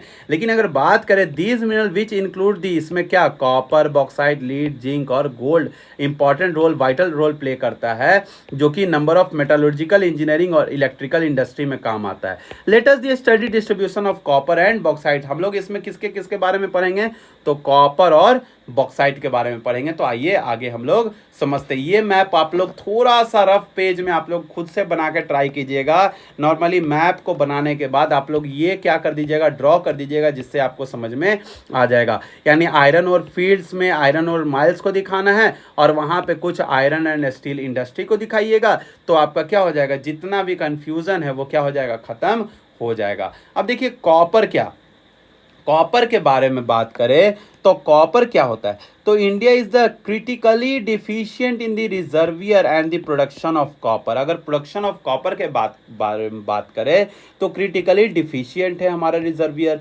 बीइंग अ मैलिएबल, डक्टाइल होता है, गुड कंडक्टर होता है। अब देखिए मैलिएबल क्या होता है, डक्टाइल क्या होता है, गुड कंडक्टर होता है, मैंने आपके लिए लिख रखा है, मैं पढ़ के खुद से समझा के बताऊंगा, ठीक है ना, हड़बड़ाना नहीं है। And copper is mainly use electrical cables. Copper का नॉर्मली यूज कहाँ किया जाता है, तो इलेक्ट्रिकल केबल में किया जाता है, इलेक्ट्रॉनिक्स में किया जाता है और केमिकल इंडस्ट्री में किया जाता है। तो आप लोग थोड़ा सा समझ लीजिए मैलिएबल का मतलब क्या होता है। मैलिएबल का मतलब होता है can be harmed and into a thin sheet, यानी उसको पीट पीट करके थीन शीट एक बनाया जा सके। जैसे कि आप लोग गोल्ड का बात करते हैं। डक्टाइल का मतलब होता है drawn into a thin wire, यानी पतले तार में बनाया जा सकता है उसको डक्टाइल। और मैलिएबल का मतलब पतले थीन शीट में बनाया जा सकता है। और गुड कंडक्टर का मतलब होता है हीट और इलेक्ट्रिसिटी उससे पास हो पाए, यानी बहुत अच्छा कंडक्टर हो किसका, हीट एंड इलेक्ट्रिसिटी। तो आपको ये समझ में आ गया होगा कि नॉर्मली कॉपर जो है वो किस तरीके से मैलिएबल है, डक्टाइल है और गुड कंडक्टर है। अब ये तो आपको समझ में आ गया। अब इसका यूज कहाँ कहाँ किया जाता है, नॉर्मली यूज किया जाता है इलेक्ट्रिक केबल्स में, इलेक्ट्रॉनिक्स में और केमिकल इंडस्ट्री में। तो ये कुछ माइंस के बारे में समझते हैं। देखिए जो माइंस है, बालाघाट माइंस, जो कि कहाँ पड़ता है, मध्य प्रदेश में पड़ता है। अगर आपने क्लास टेंथ का अगर मैप आपको अभी तक स्टेट का याद नहीं हुआ है तो हमारे चैनल पे आइए, वहां पे 5 मिनट में आपको मैप टोटल स्टेट का क्या हो जाएगा, याद हो जाएगा। एकदम कंफर्म बता रहा हूं, अगर पूरा नहीं भी हुआ तो 95% आपको याद हो ही जाएगा। तो चलिए आइए हम लोग आगे बढ़ते हैं, क्योंकि ये जो चैनल है पूरी तरीके से 10th पे बेस्ड है, यानी आपको इस चैनल पे 9th प्लस 10th के कंटेंट ही मिलेंगे, जो भी आपके बोर्ड्स के एग्जाम के लिए बहुत ज़्यादा इंपॉर्टेंट है। अब देखिए बालाघाट माइंस का बात करें तो मध्य प्रदेश में मिलता है। खेतरी माइंस राजस्थान और the Singhbhum district of the Jharkhand leading producer है किसका, कॉपर का। तो अगर बात करें तो ये कॉपर के बारे में तो जान गए, अब हम लोग समझेंगे बॉक्साइट के बारे में। देखिए बॉक्साइट क्या होता है, देखिए बॉक्साइट भी एक through a several ores content aluminium, it is a form of bauxite clay like substance. देखिए अगर हम लोग बात करते हैं किसके बारे में, बॉक्साइट के बारे में, तो बॉक्साइट को आपको ये याद रखना चाहिए बॉक्साइट पहले है क्या। तो मैग्नीज के बारे में आप लोगों ने पढ़ा, तो बॉक्साइट में आपको याद रखना है ये एक ऐसा अयस्क है, यानी एक ऐसा कंटेंट्स, इसमें एल्यूमिनियम पाया जाता है। बॉक्साइट में क्या पाया जाता है, तो एल्यूमिनियम पाया जाता है, एल्यूमिनियम पाया जाता है। और एल्यूमिनिया क्ले आपको याद रखना है, परंतु इसमें सबसे ज़्यादा अधिक एल्यूमिनिया क्ले जैसा दिखाई देने वाले बॉक्साइट से ही प्राप्त होते हैं। तो एल्यूमिनियम क्ले जो आपको ये लाइक सब्सटेंस जो होता है किससे प्राप्त होते हैं, तो बॉक्साइट से ही होते हैं। That alumina and the later aluminium, यानी एल्यूमिना को एल्यूमिनियम में चेंज होता है ऑब्टेन करके, and bauxite deposit are form the decomposition of the wide variety of rocks rich in the aluminium silicate. तो आपको ये बात याद रखना है। Aluminium is an important metal, ये क्या है, इंपॉर्टेंट मेटल है, because it combines the strength of metals. ये मेटल्स को क्या स्ट्रेंथ प्रोवाइड करता है, जैसे कि iron with the extreme lightness, iron को एक्सट्रीम लाइटनेस देता है, also the good conductivity provide करता है एंड ग्रेट मेलिएबिलिटी प्रोवाइड करता है। अगर बात करें India's bauxite deposit are mainly found in the Amarkantak plateau, आपको अमरकंटक प्लेट्यू याद होना चाहिए, मैकाल हिल्स पता होना चाहिए, और and the plateau of the region Bilaspur खेतनी याद होना चाहिए। देखिए इसका भी मैंने कुछ प्लेट्यू, जो प्लेट्यू होते हैं, माउंटेन होते हैं, डेजर्ट प्लेन, सबका वीडियो मैंने एकदम एक ही वीडियो में मैंने ये सारा समझा रखा है, वो भी मैप से समझा रखा हो। तो 3D टाइप का मैप है, आप उसमें चैनल में जाके देखिए, आपको समझ में आ जाएगा। जितने भी माउंटेन रेंज हैं आपको एक ही वीडियो में मिल जाएंगे। तो आपको प्लेट्यू से लेकर माउंटेन रेंज सब आपको एक वीडियो में मिल जाएगा। आप लोग जाके जरूर देखेंगे, आपको समझ में आ जाएगा। अब हम लोग थोड़ा सा आगे बढ़ते, देखिए अगर हम लोग बात करते हैं किसके बारे में, ये देखिए एक डिगर डिपर का बात किया जा रहा है, लिटिल डिपर छोटा सा, इसके बारे में बात कर दे। अब देखिए कुछ लोकेटेड माइंस हैं बॉक्साइट के, जो कि फिजिकल मैप में आपको पता करना है, लेकिन नॉर्मली मैं आपको बता देता हूं। देखिए अगर बॉक्साइट का माइंस का बात करें तो उड़ीसा में मेजर प्रोड्यूसर है, ठीक है। काला हांडी, कोरापुट याद रखना है। झारखंड मेजर प्रोड्यूसर है, महाराष्ट्र मेजर है, छत्तीसगढ़ और गुजरात। अब देखिए सिग्निफिकेंट यहाँ पे है महाराष्ट्र याद रखना है, यहाँ पे छत्तीसगढ़ ग्रोइंग प्रोड्यूसर है और गुजरात माइनर प्रोड्यूसर है। गुजरात में कच्छ और ग्रोइंग प्रोड्यूसर में छत्तीसगढ़ में बस्टर, महाराष्ट्र में कोल्हापुर और झारखंड में लोहादगा और बात करें उड़ीसा में तो कालाहांडी और कोरापुट। तो आपको याद रखना है ये एरिया। अगर हम लोग आगे बढ़े तो थोड़ा सा देखिएगा, बॉक्साइट का स्टेट वाइज मैप दिखाया गया है। तो सबसे ज़्यादा किसका दिख रहा है, तो उड़ीसा का दिख रहा है। अगर आप लोग देखें तो उसका सेकंड में किसको दिख रहा है, तो झारखंड में दिख रहा है। उससे कम गुजरात में दिख रहा है, उससे कम छत्तीसगढ़ में, उससे कम तो महाराष्ट्र में, उसके कम तो मध्य प्रदेश में और उससे कम तो आदर्श में है। तो यानी सबसे ज़्यादा लार्जेस्ट प्रोड्यूसर क्या है, उड़ीसा है। तो आपको ये बात याद रखना है। Orissa was the largest producer because the producing state in the 2016 to 17। अगर पंचम पल्लाई deposit the Koraput district most of the important bauxite deposit in the state, ये भी आपको याद रखना है। पंचम पटमलाई याद रखना है, पंच पटमलाई, ठीक है। थोड़ा सा मिस्टेक हो गया था बोलने में। अब हम लोग आगे बढ़ते हैं। देखिए एक बात करते हैं, आफ्टर डिस्कवरी ऑफ एल्यूमिनियम, जो इम्पेरर नेपोलियन थर्ड था, जैसे इम्पेरर तो आप लोग समझते हैं इम्पेरर किसको बोला जाता है। तो एल्यूमिनियम के खोज के बाद जो सम्राट नेपोलियन जो थर्ड था, अपने कपड़ों पे एल्यूमिनियम के हुक वह बटन पहनता था। वो किस अपने कपड़ों पे बटन्स और हुक्स किसका पहनता था, तो याद रखना है एल्यूमिनियम का, उसका बना होता था।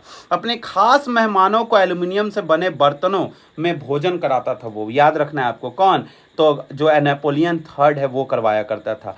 आम मेहमानों को सोने व चांदी के बर्तनों में भोजन परोसा जाता था। अब देखिए आप लोग को थोड़ा सा कहीं ना कहीं यहाँ पे समझ में आ रहा होगा, जो खास मेहमान है, जो मोस्ट इंपॉर्टेंट जो मेहमान हुआ करते थे, उनको दिया करता था किसमें, एल्यूमिनियम में दिया करता था, उनको एल्यूमिनियम में दिया करता था। जैसे कि सर्वफुड मोर इलस्ट्रियस गेस्ट किसको, एल्यूमिनियम में दिया जाता था।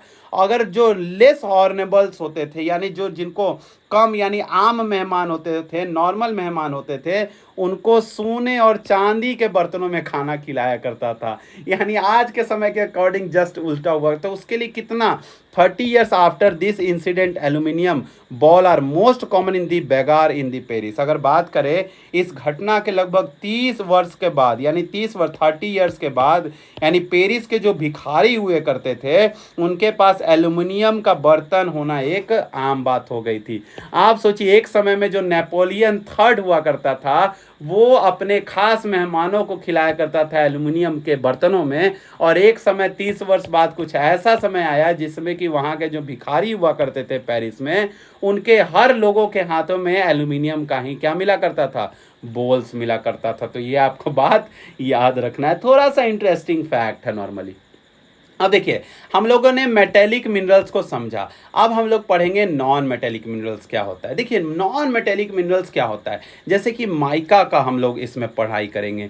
माइका के बाद हम लोग रॉक मिनरल्स जो लाइमस्टोन होता है उसके बारे में पढ़ेंगे। अब देखिए लाइमस्टोन हो या माइका हो, दोनों क्या है, नॉन मेटेलिक मिनरल्स हैं। साथ ही mica is a mineral made of the series of plate और लीव्स।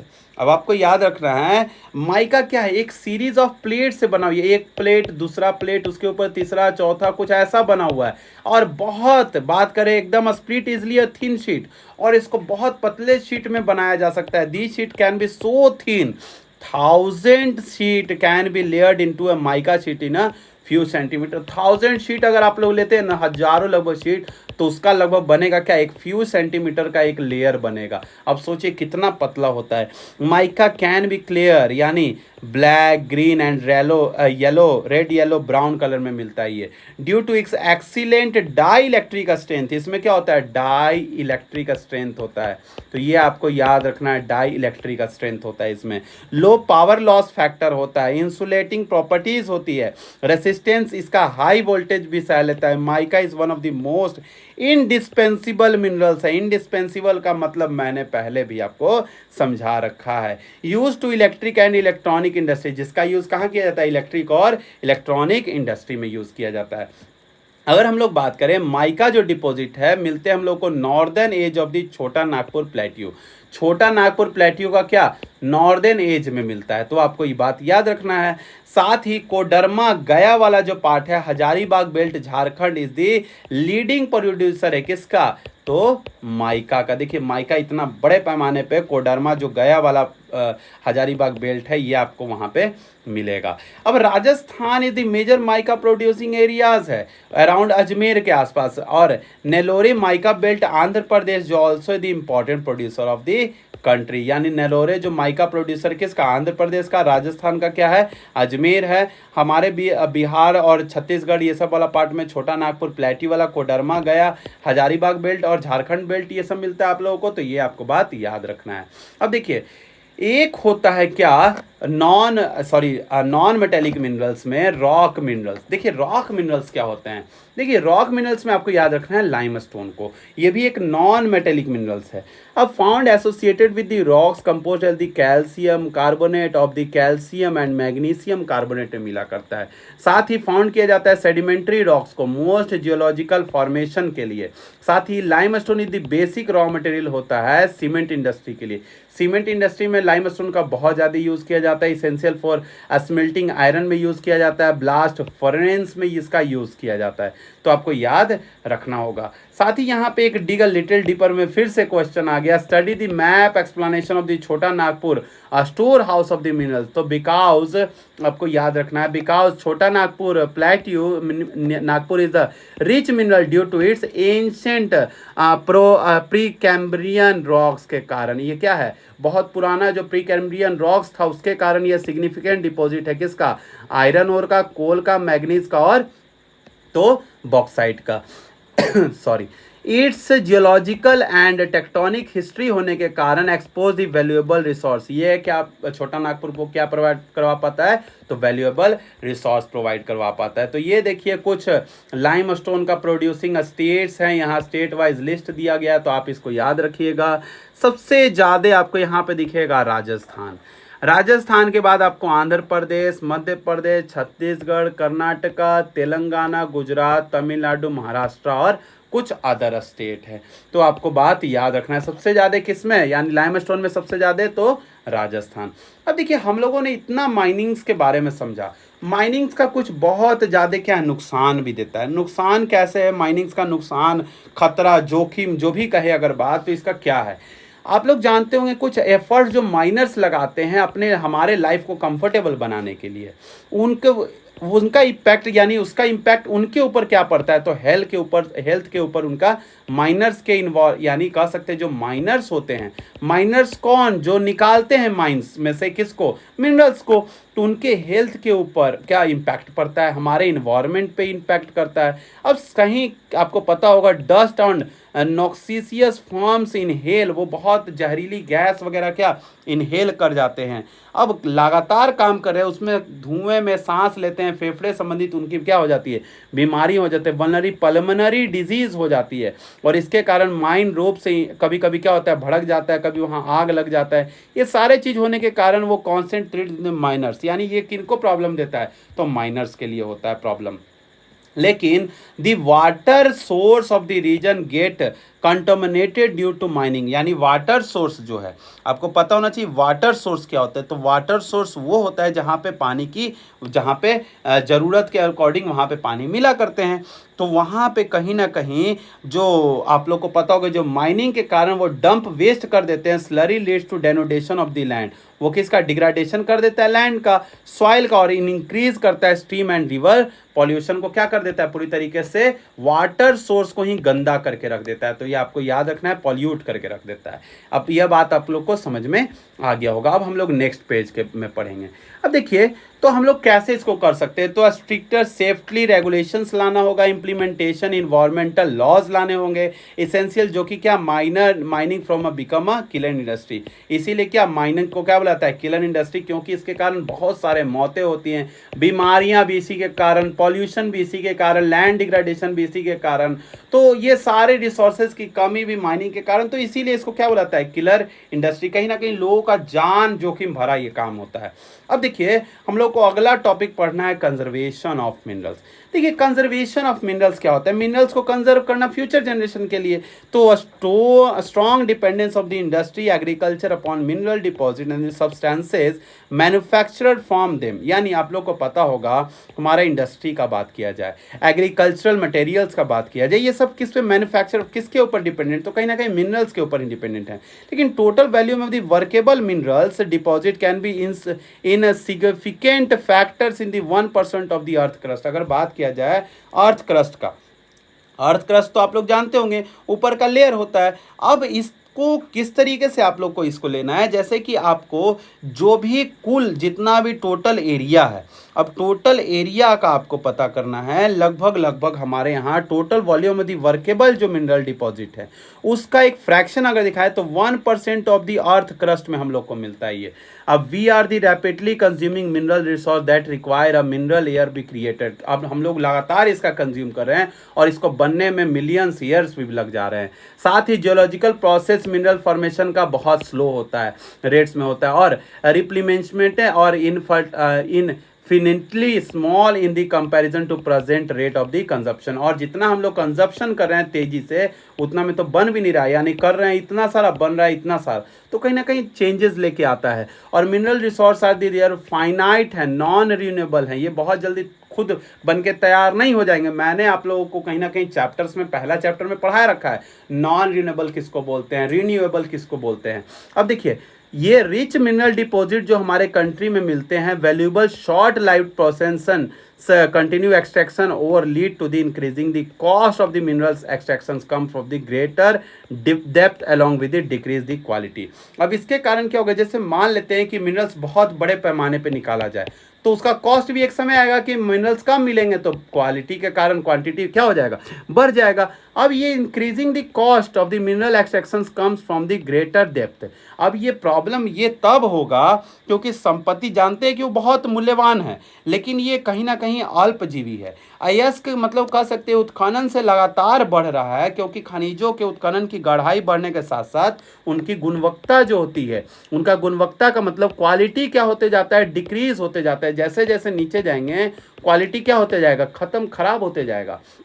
तो हम लोग को ये बात समझना चाहिए, हम लोग डायरेक्ट निकालने पे खाली ध्यान नहीं दे। अगर concentrated effort of to made order to use a mineral resource in a plan and sustainable manner, हम लोग को मिनरल्स का यूटिलाइज प्लान तरीके से और सस्टेनेबल मैनर में यूज करना चाहिए। कारण है टेक्नोलॉजी को जरूरत है, साथ ही low grade ores of the low cost में मिलेंगे। Recycling of the metal, scrap metal का यूज करना चाहिए सब्स्टिट्यूट में, और कंजर्व करना चाहिए मिनरल्स रिसोर्स को, किसके लिए, फ्यूचर जनरेशन के लिए। तो ये आपको समझ में आना चाहिए। देखिए, हम लोग के पास एक लिटिल, फिर डिग अ लिटिल डीपर दिखता है, तो make a list of the item where a substitute are the being used instead of the materials where are the substitute obtained from. तो इसका मतलब आप समझिए, आपको एक लिस्ट का आइटम बनाना है जो कि अलग अलग use in the minerals where do substituent the obtained from, और उसको आपको याद रखना है कि वैसा आपको क्या बनाना है, लिस्ट बनाना है जिसमें खनिजों की अपेक्षा उसके प्रतिस्थापनों का प्रयोग किया जा रहा हो। और प्रतिस्थापना क्या होता है, वो कहाँ से मिलते हैं वो मिनरल्स, तो आपको ये नॉर्मली यानी वैसा लिस्ट बनाना है जिससे कि हम लोगों को वो लिस्ट जो बना रहे हैं मिनरल्स का, वो कहाँ से कैसे ऑब्टेन्ड होते हैं। तो समझिए, हम लोगों ने यहाँ पे दिया है आपके लिए, देखिए ग्लास का एग्जांपल दिया और एल्यूमिनियम का एग्जांपल दिया। देखिए ग्लास क्या होता है, ग्लास का सब्स्टिट्यूट बोला जाए तो प्लास्टिक है, एक्रेलिक और पोलोकार्बोनेट है। अगर बात करें सोर्स कैसे मिलता है ग्लास, कैसे ड्राइव फ्रॉम द पेट्रोकेमिकल से हम लोगों को मिलता है क्या, ग्लास, क्रूड ऑयल से मिलता है ग्लास। अगर बात करते हैं एल्यूमिनियम का, तो इसका सब्स्टिट्यूट क्या, stainless steel. Some of the application source क्या है, तो made from the iron ore और क्रोमियम। तो ये आपको पता चल गया होगा। अगर बात करें एनर्जी रिसोर्स, अब हम लोग पढ़ेंगे एनर्जी रिसोर्स। बहुत ज़्यादा अब नहीं है, बड़ा चैप्टर नहीं है, क्योंकि एनर्जी रिसोर्स के बाद लगभग लगभग कह सकते हैं यहाँ पे आपको 4 से 5 पेज पढ़ना है, उसके बाद ये चैप्टर क्या हो जाएगा, समाप्त हो जाएगा। मैं आपके लिए एकदम मैप डिज़ाइन किया हूँ जिससे कि आपको समझ में आएगा और बहुत अच्छे से भी समझ में आएगा। अब देखिए एनर्जी रिसोर्स क्या होता है, यानी एनर्जी रिसोर्स वो रिसोर्स होते हैं जो कि आपको याद, हम लोग अगर किसी भी मिनरल्स के साथ किसी भी चीज़ को बनाते हैं, किसी भी एक्टिविटी को करते हैं, तो हम लोगों को कहीं ना कहीं उस चीज़ को ऑपरेट करने के लिए एक मिनरल्स की आवश्यकता होती है, जो कि एक एनर्जी मिनरल्स होता है। जैसे कि पेट्रोलियम हो गया, नेचुरल गैस हो गया, यूरेनियम हो गया, है ना, जैसे कि इलेक्ट्रिसिटी को बनाने में यूज़ करते हैं। अब देखिए एनर्जी रिक्वायर्ड ऑल एक्टिविटी के लिए रिक्वायर्ड होता है, जैसे कि खाना पकाने में, लाइट के लिए, हीट के लिए, प्रॉपर व्हीकल चलाने के लिए, ड्राइव मशीनरी को और इंडस्ट्री के लिए, सब के लिए हम लोग को रिसोर्स की जरूरत पड़ती है, जिसके लिए एनर्जी की जरूरत पड़ती है। अब energy resource can be classified as दो टाइप में, याद रखना है एनर्जी रिसोर्स को कितने टाइप में क्लासिफाई किया जाता है, दो टाइप में। एक होता है कन्वेंशनल, दूसरा होता है नॉन कन्वेंशनल। तो जो कन्वेंशनल है, कन्वेंशनल सोर्स ऑफ एनर्जी है और non conventional source of energy है। अब ये दोनों क्या होते हैं, conventional source include the firewood. Conventional में क्या, फायरवुड, कैटल डंग, केक और coal, petroleum, natural gas and the electricity, both hydel और दी थर्मल। ये आपको ये बात रखना है, हाइडल और थर्मल किस में आते हैं, कन्वेंशनल में आते हैं। नॉन कन्वेंशनल में solar, wind, tidal, geothermal, biogas और एटॉमिक एनर्जी। अब देखिए firewood and cattle dung are most common है, रूरल एरियाज में मिलता है। अकॉर्डिंग टू एस्टिमेट 70% बताया गया कि रूरल का जो हाउस होल्ड है उसका डिमांड पूरा हो जाता है किससे, सिर्फ फायरवुड को, कैटल और डंग केक से। तो आपको याद रखना है continuous of these increasing become a difficult. अगर हम लोग इसका यूज बढ़ाते जाएंगे तो डिफिकल्ट हो जाएगा, फॉरेस्ट एरिया कम हो जाएगा। Moreover the using dung cake to use discourage because the consumer the most valuable manure which could be use agriculture. यानी अगर हम लोग कैटल डंग का यूज करके, नॉर्मली अगर बात करें कि यूज़ करते हैं कैटल डंग को और पेड़ पौधों को नहीं काटते, तो कहीं ना कहीं कैटल डंग का एक और जगह यूटिलाइज किया जा सकता है, किसमें, एग्रीकल्चर में यूज़ करने के लिए, मैन्यूर में हम लोग यूज़ करेंगे। तो ये था आपका ये प्लान। अब कन्वेंशनल सोर्स ऑफ एनर्जी में कोल को हम लोग को पढ़ना है। तो हमारे इंडिया का अगर बात किया जाए, हमारा India coal is the most abundantly available है हमारे फॉसिल फ्यूल्स में। कहीं ना कहीं इसको अगर बात करते, प्रोवाइड करता है substantial part of the national energy needs. अगर नेशनल एनर्जी नीड्स की बात करें, it is use to power generation में इसका सप्लाई एनर्जी का इंडस्ट्री वेरी वेल है, बहुत अच्छा है। फॉर डोमेस्टिक नीड्स में अगर बात करें तो बहुत अच्छा है। लेकिन इंडिया क्या है, हाईली डिपेंडेंट है किस पे, तो कोल के ज़रूरतों के ऊपर। और हमारा जो डिमांड है, कॉमर्शियल एनर्जी रिक्वायरमेंट्स है, वो किससे पूरा होता है, कोल से पूरा होता है।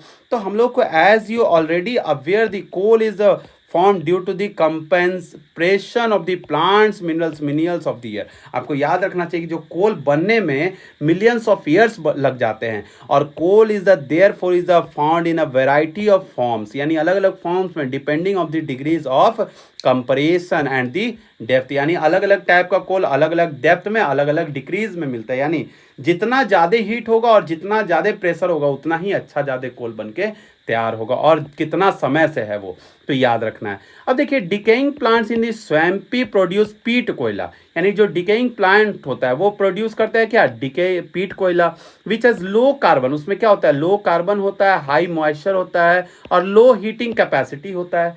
अगर इससे बढ़िया का बात करें तो लिग्नाइट होता है, जिसमें लो ग्रेड ब्राउन कोयल इसको बोला जाता है, और सॉफ्ट होता है, हाई मॉइस्चर कंटेंट होता है। अब the principal lignite reserve the नवेली इन द तमिलनाडु में मिलेगा, and the use for the generation of electricity, इसका यूज किया जाता है जनरेशन ऑफ इलेक्ट्रिसिटी।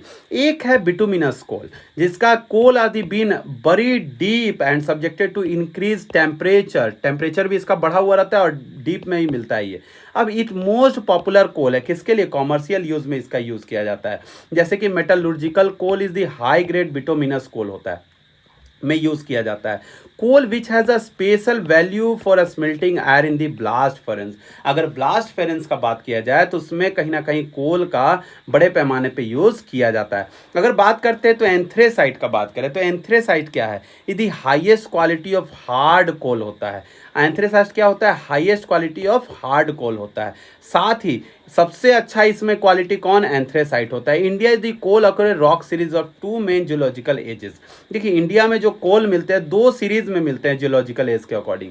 एक है गोंडवाना जो कि little over the 200 million years age से मिल रहा है। साथ ही टर्शियरी डिपॉजिट होता है about the 55 million years old से मिल रहा है। The major resource of the Gondwana coals metallurgical coal जिसको बोलाता है, ये दामोदर वैली में मिलेगा जो कि वेस्ट बंगाल में मिलता है। अब अगर बात करें आगे का पॉइंट, देखिए आगे का जो पॉइंट आपको दिख रहा होगा जैसे कि झारखंड हो गया, झरिया हो गया, रानीगंज हो गया, बोकारो हो गया, इंपॉर्टेंट कोल फील्ड्स है। अब देर गोंडवाना, महानदी, सोन, वर्धा वैली ये सब क्या है, कंटेंट्स कोल डिपॉजिट मिलते हैं यहाँ पे बड़े पैमाने पे। अगर टर्शरी कोल का बात किया जाए तो नॉर्थ ईस्टर्न स्टेट्स में जैसे कि मेघालय हो गया, आसाम हो गया, अरुणाचल प्रदेश हो गया, नागालैंड हो गया, यहाँ पे मिलते हैं कौन, टर्शरी कोल। अगर रिमेंबर कोल का बात किया जाए, कोल क्या एक बल्की मटेरियल होता है, बहुत भारी भरकम होता है। ये क्या, which lose weight on use at is the reduce to ash. अगर हम लोग इसको यूज कर लेते हैं तो ये क्या, इसका वेट तो कम होता है और वो किस में बदल जाता है, ऐश में बदल जाता है। Hence heavy industry at the thermal power station are located on the near cold fields. अगर आप देखेंगे कोल फील्ड्स जो होता है उसी के आसपास क्या मिलेंगे आपको, बहुत सारे आपको कोल फील्ड्स के ही आसपास क्या बहुत सारी इंडस्ट्री मिलते हैं। कारण है कि उनको ढोना क्या होगा, आसान हो जाएगा, यानी ट्रांसपोर्टिंग कॉस्ट क्या हो जाएगा, कम हो जाएगा। अब हम लोग बात करेंगे पेट्रोलियम के बारे में। पेट्रोलियम के बारे में बात करें तो पेट्रोलियम, पहले ये समझना है कि पेट्रोलियम जो और मिनरल्स ऑयल है next major source of energy है हमारे इंडिया का आफ्टर कोल। कोल के बाद हम लोग सबसे ज़्यादा पेट्रोलियम का यूज़ करते हैं, किसके लिए, एनर्जी सोर्स के लिए।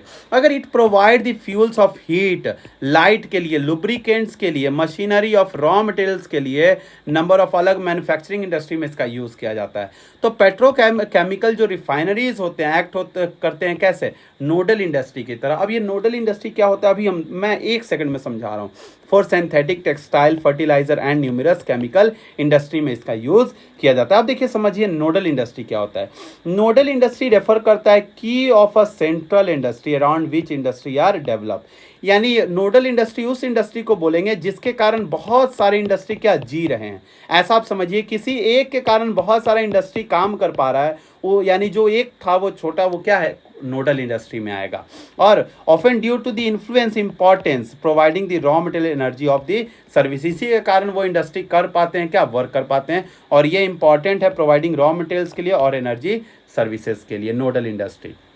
अब देखिए most of the petroleum occurrence in India are associated with the anticlines of the fault trap of the rock formation of the tertiary age. अगर बात करें जो पेट्रोकेमिकल हम लोग पेट्रोलियम जो ऑकरेंस मिलता है हमारे इंडिया में, तो एंटेक्लाइन फॉल्ट ट्रैप्स में मिलता है, रॉक फॉर्मेशन जो कि टर्शरी एज का है।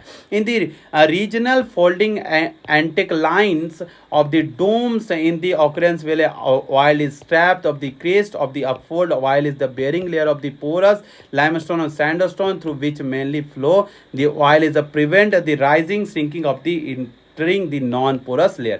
ऐसा मानिए कि ये एक छोटा सा मैं एक बनाता हूँ पिक्चर, ये एक लेयर है, उसके बाद ये एक लेयर है। अब क्या होगा, इसके ऊपर भी एक लेयर है, ये भरा हुआ पूरा लेयर है, ये ऐसा लेयर है। अब ये लेयर है एक, अब देखिए कोल इस वाले लेयर में मिलेगा। अब ऐसा ये कोयल बोल रहा हूँ मैं, पेट्रोलियम इस वाले लेयर में मिलेगा। अब ये लेयर में मिलेगा, कभी कभी क्या हो जाएगा, ये इवेपोरेट करके ऊपर भी आ जाएगा, यानी कुछ गैस मिलेंगे। तो यानी ये एक ऐसा लेयर होता है जहां से ऑयल को प्रिवेंट करता है राइजिंग ऊपर जाने में, श्रिंकिंग के लिए। और ये एक नॉन पोरस लेयर वाला भी इंटरविंग मिलता है। Petroleum also find the fault traps, traps में मिलता है between the porous and non porous rocks में। जैसे कि गैस जो लाइटर होता है यूजुअली ऑकर किया जाता है ऑयल के एवब यानी ऊपर मिलता है, यानी कौन, गैस इसके ऊपर मिलेगा। अब देखिए मुंबई हाई जो कि गुजरात एंड असम वाला पार्ट है, मेजर पेट्रोलियम प्रोडक्शन एरियाज है हमारे इंडिया में। अगर मैप में इसको लोकेट करें तो अब दीज वेस्टर्न इंडिया, अंकलेश्वर हो गया, आसाम हो गया, डिगबोई हो गया, ओल्डेस्ट प्रोड्यूसिंग स्टेट है ये जो डिगबोई हो गया, नाहरकटिया, मोरना, हुगरी हुगरी जन जो है ये इंपॉर्टेंट ऑयल फील्ड्स है हमारे स्टेट में। अंकलेश्वर कहाँ, गुजरात में। असम कहाँ, हमारा एक असम तो स्टेट आप लोग को पता होगा। डिगबोई कहाँ पड़ता है, तो आपको ये भी आपको क्या करना है, कमेंट में बताना है। अब देखिए ये सारे क्या है, यहाँ पे एक बहुत ज़्यादा क्या पेट्रोलियम क्या मिलते हैं, पेट्रोलियम कंटेंट मिलती है, यानी पेट्रोलियम बहुत ज़्यादा मिलते हैं यहाँ पे। अब देखिए नेचुरल गैस का बात किया है, तो नेचुरल गैस क्या होता है? Natural gas found in the wet petroleum deposit are the release when the crude oil is be brought be surface. अब देखिए नेचुरल गैस का अगर बात किया जा रहा है, तो नेचुरल गैस में नॉर्मली आपको याद रखना है नेचुरल गैस में कि नेचुरल गैस वहीं पे मिलेगा जहां पे आसपास में, देखिए यहाँ पे क्या बोल रहा है, natural gas found with the petroleum deposit, यानी पेट्रोलियम डिपॉजिट के ही जगह पे release with in crude oil the brought to be surface, यानी सरफेस उसके यहाँ आसपास में क्रूड ऑयल जहां पे मिलेगा उसके सरफेस पे। अब देखिए it can be use to domestic and industrial fuel, उसका यूज कहाँ पे किया जा सकता है, इंडस्ट्री में अलग अलग जगह पे यूज किया जा सकता है इंडस्ट्रियल फ्यूल में। अगर हम लोग बात करें इसका, तो आपको समझ में आना चाहिए it is used fuel is the power sector, इसका यूज़ किया किया जाता है पावर सेक्टर में किया जाता है। जैसे जब बात किया जाता है कि पेट्रोलियम का जो प्राकृतिक जो नेचुरल गैस होते हैं, वो पहले तो आपको कच्चा तेल के सतह पर लाया जाता है, यानी कच्चा तेल को सतह पे पहले लाया जाता है, जो आप लोग जानते होंगे कच्चा तेल को पहले सतह पे लेके आएगा। जैसे मान लेते हैं ये एरिया है, अब क्या हुआ, यहाँ से रिलीज कर दिया गया, यहाँ पे सरफेस पे लेके आया गया। अब सरफेस पे लाने का तो ये मुक्त पूरा ये ओपन हो जाता है, और कहीं ना कहीं ये पूरी यह तो मुक्त हो जाती है, और इसका उपयोग घरेलू और औद्योगिक रूप में इंडस्ट्री में किया जाता है। अब fuel is a power sector, तो आपको पता है। अब इलेक्ट्रिसिटी फॉर हीटिंग पर्पस के लिए इसका इंडस्ट्री अलग अलग तरीके से यूज़ करती है, जैसे केमिकल और पेट्रोकेमिकल और fertiliser industry. As the transported fuel as a cooking fuel में भी यूज़ किया जाता है। With the expansion of the gas infrastructure locally city gas distribution, जिसको सीओडी नेटवर्क बोला जाता है, सिटी ऑफ डिस्ट्रीब्यूशन इसका होता है full form. Natural gas is also emerge at the preferred transported fuel में, जिसको क्या बोला जाता है, सीएनजी बोला जाता है। एंड कुकिंग फ्यूल को जो कि पीएनजी एट होम में यूज करते हैं, तो पाइप्ड नेचुरल गैस बोला जाता है। India is the major gas reserve found in the Mumbai High, क्या बहुत ज़्यादा एक मेजर गैस रिजर्वियर मिलता है। Allied field along with the west coast of the supplements by the field in the Cambay basin में। कैम्बो बेसिन कहाँ पे है, तो situated in the western India of the Gujarat में पड़ता है ये, तो आपको याद रखना है। और ये बात करें along the east coast of the new reservoir of the natural gas and be discovered the Krishna Godavari basin में। कृष्णा गोदावरी बेसिन में क्या किया गया, डिस्कवर किया गया।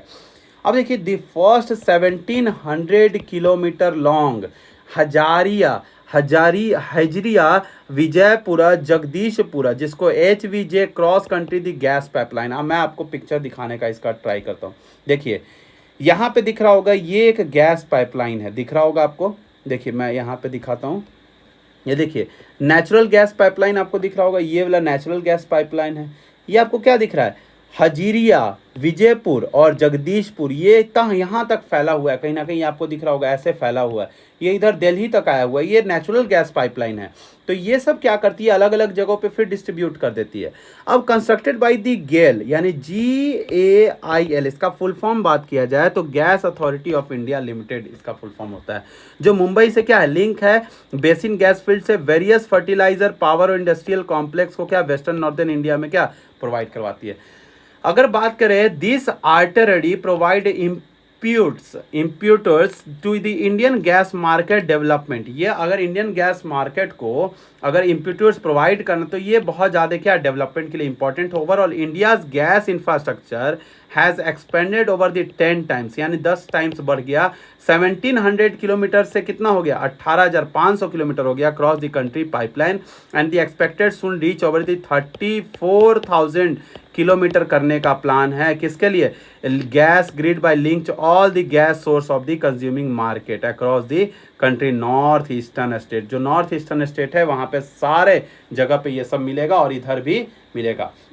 तो कहीं ना कहीं नेचुरल गैस जो एरिया है, ये आपको पता चल गया होगा कहाँ कहाँ कैसे पे मिलता है और किस तरीके से ये पाइपलाइन बिछा हुआ है। साथ ही इलेक्ट्रिसिटी का बात किया जाए तो electricity has a such a wide range of the application of the today world has a per capita consumption is consider as the index of development. अगर इलेक्ट्रिसिटी से कहा जाता है डेवलपमेंट इंडेक्स निकाला जा सकता है कि एक आदमी पर व्यक्ति यानी पर पर्सन कितना इलेक्ट्रिसिटी को क्या कर रहा है, कंज्यूम कर रहा है। जितना इलेक्ट्रिसिटी वो ज़्यादा कंज्यूम करेगा इसका मतलब कि उसका इनकम उतना ही ज़्यादा है, साथ ही उसके पास बहुत सारे एसेसरीज या इलेक्ट्रॉनिक सामान भी होंगे। अब electricity generally mainly two ways में मिलते हैं। हम लोग को रनिंग वाटर के through drive from the hydro turbines के द्वारा जनरेट हुआ जाता है और हाइड्रो इलेक्ट्रिसिटी के द्वारा मिलता है by the burning other fuel such as the coal, petroleum, natural gas. ये क्या करता है, टर्बाइंस को घुमाता है और प्रोड्यूस करता है थर्मल पावर में, किसका, इलेक्ट्रिसिटी में। अगर हम लोग इसको जनरेट करते हैं चाहे वो हाइड्रो इलेक्ट्रिसिटी के द्वारा हो और चाहे वो थर्मल पावर प्लांट का द्वारा हो तो एकदम सेम इलेक्ट्रिसिटी मिलती है, इलेक्ट्रिसिटी में कोई डिफरेंस नहीं आएगा। साथ ही कुछ रिवर वैली प्रोजेक्ट है जो कि यहाँ पे डैम बिल्ट द रिवर्स है, यहाँ पे मैं आपको दिखाने का कोशिश करता हूँ। देखिए जैसे कि आपको याद रखना है भाखड़ा नागल डैम, तेहरी डैम याद रखना है, नरौरा याद रखना है, बिसालपुर याद रखना है, कोटा बैरेज याद रखना है, राणा प्रताप सागर याद रखना है, सरदार सरोवर बहुत इंपॉर्टेंट याद रखना है, हीराकुंड याद रखना है, माँ का बेटा हीरा, रिहांद है सोन नदी पे, तिलैया डैम है किसके ऊपर, दामोदर नदी पे। तो ये सब आपको याद रखना है, राणा प्रताप सागर ये सब याद रखना है, बहुत इंपॉर्टेंट है। कृष्णा तुंगभद्रा डैम भी याद रखना है, हिडकल याद रखना है, नागार्जुन सागर याद रखना है। अब क्या है, मेटूर है याद रखना है। ये सारे जो डैम है कहीं ना कहीं बहुत ज़्यादा इंपॉर्टेंट है किसके लिए, इलेक्ट्रिसिटी को जनरेट करने के लिए। अब इलेक्ट्रिसिटी जब जनरेट होती है, इलेक्ट्रिसिटी जब क्या होती है, जनरेट होती है, तो इलेक्ट्रिसिटी जनरेट का पर्पस क्या होता है, लोगों को इलेक्ट्रिसिटी प्रोवाइड करना। अब ये जो बात करते हैं अगर यहाँ पे hydro electricity generate fast flowing water, hydro electricity को कैसे जनरेट किया जाता है, तो फास्ट फ्लोइंग वाटर जो होते हैं एक रिन्यूएबल, आपको पता है कि एक रिन्यूएबल रिसोर्सेज है और जब वो बहुत तेजी से जाता है तो उससे टरबाइन घूमती है और जिसके कारण क्या होता है, इलेक्ट्रिसिटी प्रोड्यूस होता है। नंबर ऑफ मल्टीपर्पज प्रोजेक्ट जैसे कि भाखड़ा नागर, दामोदर वैली कॉरपोरेशन और कोपिली हाइडल प्रोजेक्ट, ये सब क्या, जैसे भाखड़ा नागल मिलेगा आपको सतलज पे, दामोदर वैली कॉरपोरेशन मिलेगा दामोदर रिवर पे, कोपिली हाइडल प्रोजेक्ट मिलेगा आसाम और मेघालय में। तो ये आपको याद रखना है, ये कहीं ना कहीं एग्जाम के पॉइंट ऑफ व्यू से बहुत ज़्यादा इंपॉर्टेंट है, तो आपको याद रखना है। Thermal electricity generator by the using the coal से, पेट्रोलियम्स और नेचुरल गैस से प्रोवाइड होता है। यानी कैसे मिलता है थर्मल इलेक्ट्रिसिटी, कोल, पेट्रोलियम और नेचुरल गैस का यूज़ करके। थर्मल पावर स्टेशन को क्या, नॉन रिन्यूएबल फॉसिल फ्यूल होते हैं और जनरेट करता है क्या, इलेक्ट्रिसिटी। तो कहीं ना कहीं हम लोग जो इलेक्ट्रिसिटी का यूज़ कर रहे हैं अलग अलग जगह पे, देखिए अगर बिहार में हम लोग बात करें, अलग अलग जो बिहार है, बिहार हमारा जो स्टेट है, तो यहाँ पे थर्मल पावर प्लांट आपको बरौनी में मिल जाएगा, कांटी में मिल जाएगा, कांटी थर्मल प्लांट। अगर नबीना नगर में क्या मिल जाएगा, पावर प्लांट मिल जाएगा, किसका, थर्मल पावर प्लांट। बाढ़ में मिल जाएगा क्या, पावर प्लांट। ये सब आपको कहीं ना कहीं इलेक्ट्रिसिटी प्रोवाइड करता है। अगर हाइडल पावर प्लांट का बात करें बिहार में तो कोसी हाइडल पावर प्लांट है बिहार में, ये सुपौल डिस्ट्रिक्ट में पड़ता है। अंगनूर जो हाइडल पावर है ये कहाँ पे मिलेगा, रोहतास में। ये सब हाइड्रो से पावर से जनरेट किया जाता है, क्या क्या, इलेक्ट्रिसिटी को जनरेट किया जाता है। तो ये आपको इतना समझ में आ गया होगा। अब देखिए यहाँ पे देखिए बरौनी हो गया होगा, न्यूक्लियर और थर्मल में से कौन सा है, थर्मल है, तो आपको याद रखना है। न्यूक्लियर में रेड रेड दिख रहा होगा, क्या है न्यूक्लियर में, काकरा पारा, ये सब मैं आपको अभी पढ़ाऊंगा, काकरा पारा वगैरह। देखिए नॉर्मली यहाँ पे न्यूक्लियर में नॉर्मली दिख रहा होगा आपको न्यूक्लियर पावर स्टेशन, तो आगे मैं जब न्यूक्लियर का कवर करूँगा तो उसमें बताऊँगा अभी तुरंत। अब देखिए एक collect information about the thermal hydel located in your state, तो अभी हम लोगों ने बात कर लिया मैप ऑफ जो इंडिया में दिया गया था, अभी हम लोगों ने उसी के बारे में डिस्कस किया। तो अब आते हैं हम लोग non conventional source of energy. देखिए non conventional source of energy कौन से हैं, तो non conventional source of energy वैसे सोर्स ऑफ एनर्जी से यूज़ किए जाते हैं जो कि हम लोग रीन्यूएबल रिसोर्स से यूज़ नहीं होता है। अब देखिए जैसे कि ग्रोइंग जो कंजप्शन है हमारा एनर्जी का, रिजल्ट करता है कि एक समय ऐसा आएगा जितना हम लोग फॉसिल फ्यूल के ऊपर डिपेंडेंट है, कोल, ऑयल और गैस के ऊपर, एक समय ऐसा आएगा कि rising price oil, gases and their potential shortage हो जाएगा। अनसर्टेनिटीज अबाउट दिस सिक्योरिटी और इन एनर्जी सप्लाई फ्यूचर में हम लोग को देखने को मिल सकता है। ये क्या सीरियस रिप्रिकेशंस हम लोग को दे सकता है नेशनल इकोनॉमी के लिए। हमारा इकोनॉमी एकदम ठप पड़ सकता है अगर हमारा ये कहीं ना कहीं डेवलपमेंट करना है तो सस्टेन करके करना पड़ेगा, कंजर्व करके करना पड़ेगा रिसोर्सेज को। अब there is a pressing need to renewable energy source like a solar energy and wind and tidal biomass energy energy from the waste material. तो नॉन कन्वेंशनल जो सोर्स ऑफ एनर्जी हम लोग इसका यूज़ करके करते हैं, तो ये एक ऐसे रिसोर्सेज होते हैं जो क्या होते हैं, रिन्यूएबल होते हैं, खुद से रिन्यू कर लेते हैं, जैसे कि सोलर एनर्जी खुद को रिन्यू, विंड एनर्जी खुद को रिन्यू, टाइड एनर्जी वाटर खुद को क्या करता है, टाइड हर बार, बायोमास आता है energy from the waste material से। तो ये हम लोग का ऐसा है जो non conventional source of energy है। अब देखिए, there are the called non conventional source of energy, ये सब इधर को क्या बोलेंगे, non conventional source of energy, और इधर वाले को हम लोग क्या बोलेंगे, कन्वेंशनल सोर्स ऑफ एनर्जी। तो कन्वेंशनल में कौन कौन से थे, तो आपको याद रखना है। तो जो कन्वेंशनल में मैंने यहाँ पे देखिए कहीं लिखा हुआ था, मैंने करवाया था आप लोगों को, कन्वेंशनल में, कन्वेंशनल सोर्स ऑफ एनर्जी में कहीं ना कहीं मैंने नॉर्मली आपको याद रखना है, नेचुरल गैस, इलेक्ट्रिसिटी, है ना, पेट्रोलियम, ये सब क्या कन्वेंशनल में ही आता है। तो आपको ये बात नॉर्मली याद रखना है, एनर्जी का कन्वेंशनल सोर्स ऑफ एनर्जी में कोल के साथ। देखिए यहाँ पे मैंने करवा रखा है। तो कन्वेंशनल खत्म हो गया था, अब हम लोग बढ़ रहे थे किसके ऊपर, तो non conventional source of energy. Non conventional में किसको याद रखना है, solar energy, biomass energy from waste material, ये सारा, विंड एनर्जी, टाइड एनर्जी, ये सब।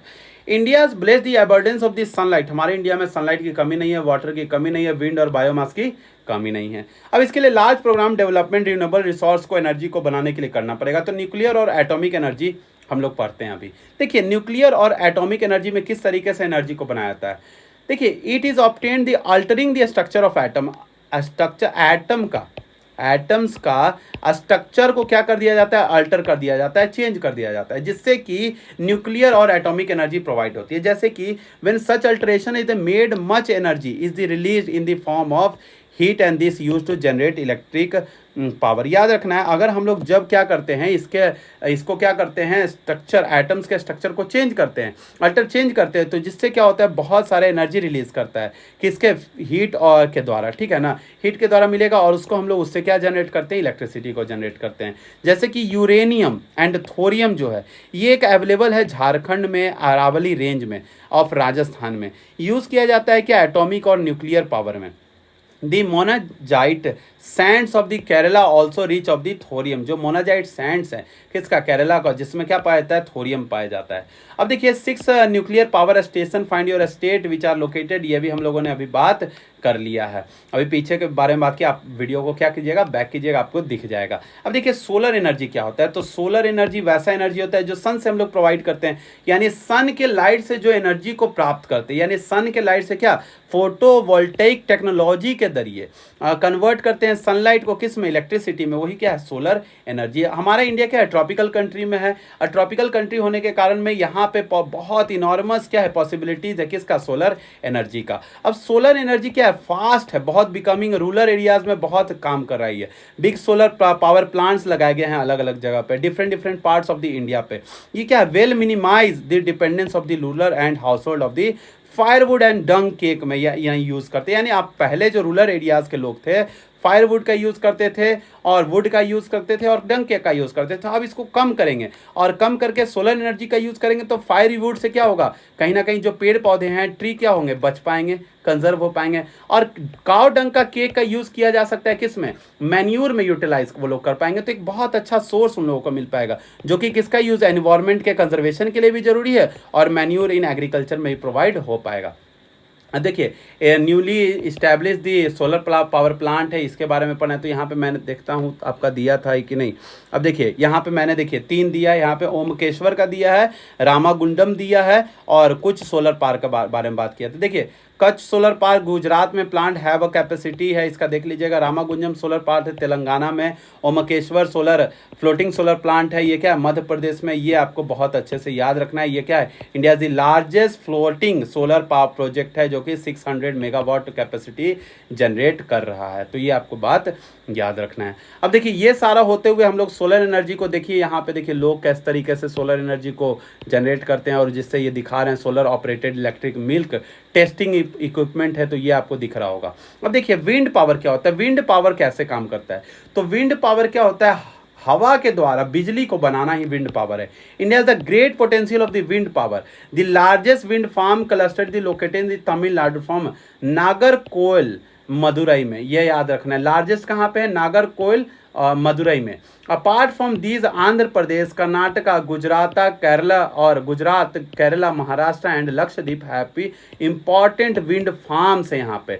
Nagercoil and the Jaisalmer are the well known effective use है विंड एनर्जी के लिए कंट्री में, हमारे इंडिया में। देखिए विंड मिल्स है, यही विंड मिल्स है कहाँ पे, नागरकोइल में। देखिए लाइन से लगाए जाते हैं, हवा से ये चलता है, घूमता है, तो इलेक्ट्रिसिटी को क्या करता है, जनरेट करता है। अब देखिए बायोगैस क्या होता है।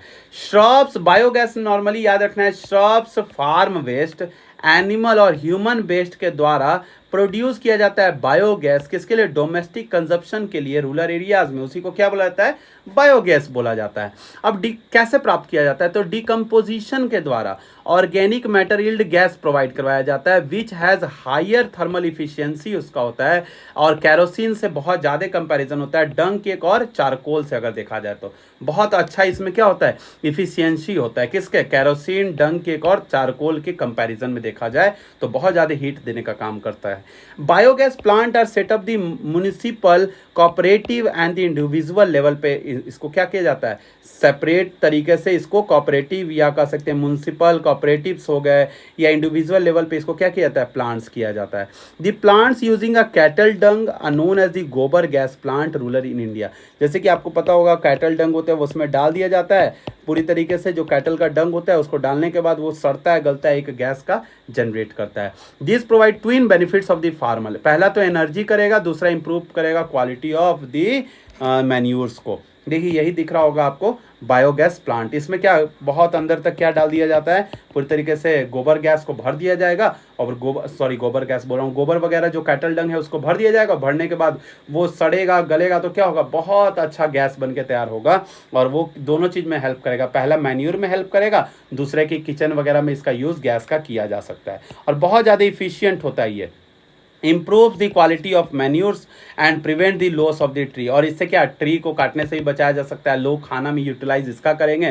साथ ही लोग जो है अपने फार्मिंग एग्रीकल्चर में किसका यूज़ करेंगे, इससे निकाले गए जो बायोगैस के बाद जो निकल जाया करता है गोबर, जो कैटल का जो उसमें डंग रहता है, कैटल डंग होता है, बाद में वेस्ट निकल जाया करता है, तो उसका यूटिलाइज करते हैं। जैसे मान लेते हैं ये एक बहुत अच्छा गोबर गैस प्लांट है, इसमें क्या डाला गया, गोबर गैस कैटल डंग डाला गया। वैसे डालने का कोई और तरीका होता है, इधर से जगह रहता है। अब ये एक बहुत धीरे धीरे ऊपर उठेगा, इसमें गैस भर जाएगा, तो इसका यूटिलाइज खाना बनाने में लोग कर पाएंगे। अब खाना बनाने में कर पाएंगे, अगर जब ये पूरा नीचे दब गया, ये वाशर आके नीचे वैल्व दब जाता है, ये देखिए आपको दिख रहा होगा, ये नीचे चला जाएगा, उसके बाद क्या होगा, इससे रिलीज कर दिया जाता है उसके वेस्ट को, और उसको एग्रीकल्चरल फॉर्म में उसको भेज दिया जाता है। तो ये एक तरीका है किसका, बायोगैस प्लांट का यूज करके लोग। अब देखिए टाइडल एनर्जी क्या है, टाइडल एनर्जी कैसे यूज किया जाता है, या टाइडल एनर्जी को कैसे जनरेट किया जाता है। टाइडल एनर्जी को जनरेट करने का तरीका है, ओशियनिक टाइड्स के द्वारा जनरेट किया जाता है क्या, इलेक्ट्रिसिटी। अब देखिए क्या होता है, flood gate dams are built across the inlet during his high tides, water flow into the inlet of the gets trapped when the gate close. After the tides falls outside of the floodgate, the water retained by the floodgate follow back to the sea via pipe carried through the power generating turbine. अब देखो इसको अच्छे से समझिए आप लोग। जैसे मान लेते हैं ये ओशियन का ये पूरा ये गेट था, इधर से ये पूरा वेव जा रहा था, अब ये चला गया। अब ये जब वेव चला गया तो इस गेट को ओपन कर मतलब खोल दिया जाएगा। अब इसमें पानी क्या हो गया, स्टोर हो गया। अब इसमें एक छोटा छोटा होल बनाया जाएगा जिसमें टरबाइन बनाया जाता है, ठीक है।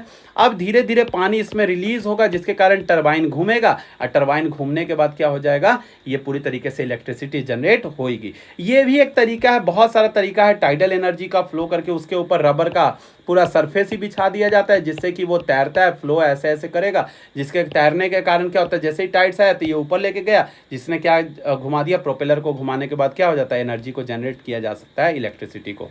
अब देखिए इंडिया में अगर देखा जाए, इंडिया में जो देखा जाए, जो गल्फ ऑफ खाम्बेट है, गल्फ ऑफ कच्छ है जो कि गुजरात में, western coast of the Gangetic delta में, सुंदरबन वाला रीजन में, वेस्ट बंगाल जो प्रोवाइड करता है आइडियल कंडीशन किसके लिए, टाइडल एनर्जी के लिए। बट ये आइडियल कंडीशन को प्रोवाइड कर रहा है, आइडियल कंडीशन, लेकिन यहाँ पे जनरेट नहीं किया जाता है, ये बात आपको याद रखना है। जियोथर्मल एनर्जी, जियोथर्मल एनर्जी क्या है ऐसे समझिए, आपको याद रखना है, जियो मतलब आपको पृथ्वी तो आप लोग जानते हैं, तो अर्थ के जो एनर्जी अर्थ का जो थर्मल एनर्जी यानी अर्थ के सरफेस से जो हीट मिलता है उससे एनर्जी रिलीज होगी, उसी को जियोथर्मल एनर्जी ऐसे समझिए। अर्थ के हीट से एनर्जी को जनरेट करना ही क्या है, जियोथर्मल एनर्जी है।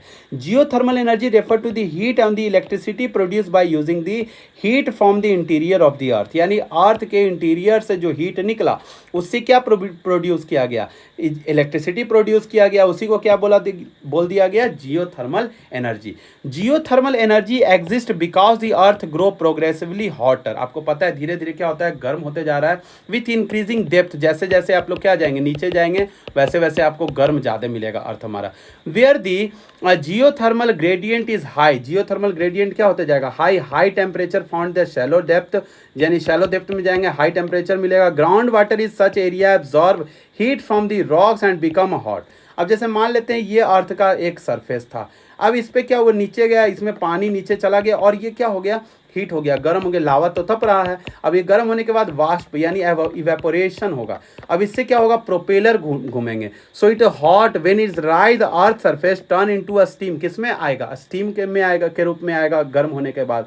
This steam is use to drive turbine, ये स्टीम का यूज किया जाता है टरबाइन को घुमाने में, जिससे क्या जनरेट किया जाता है, इलेक्ट्रिसिटी को।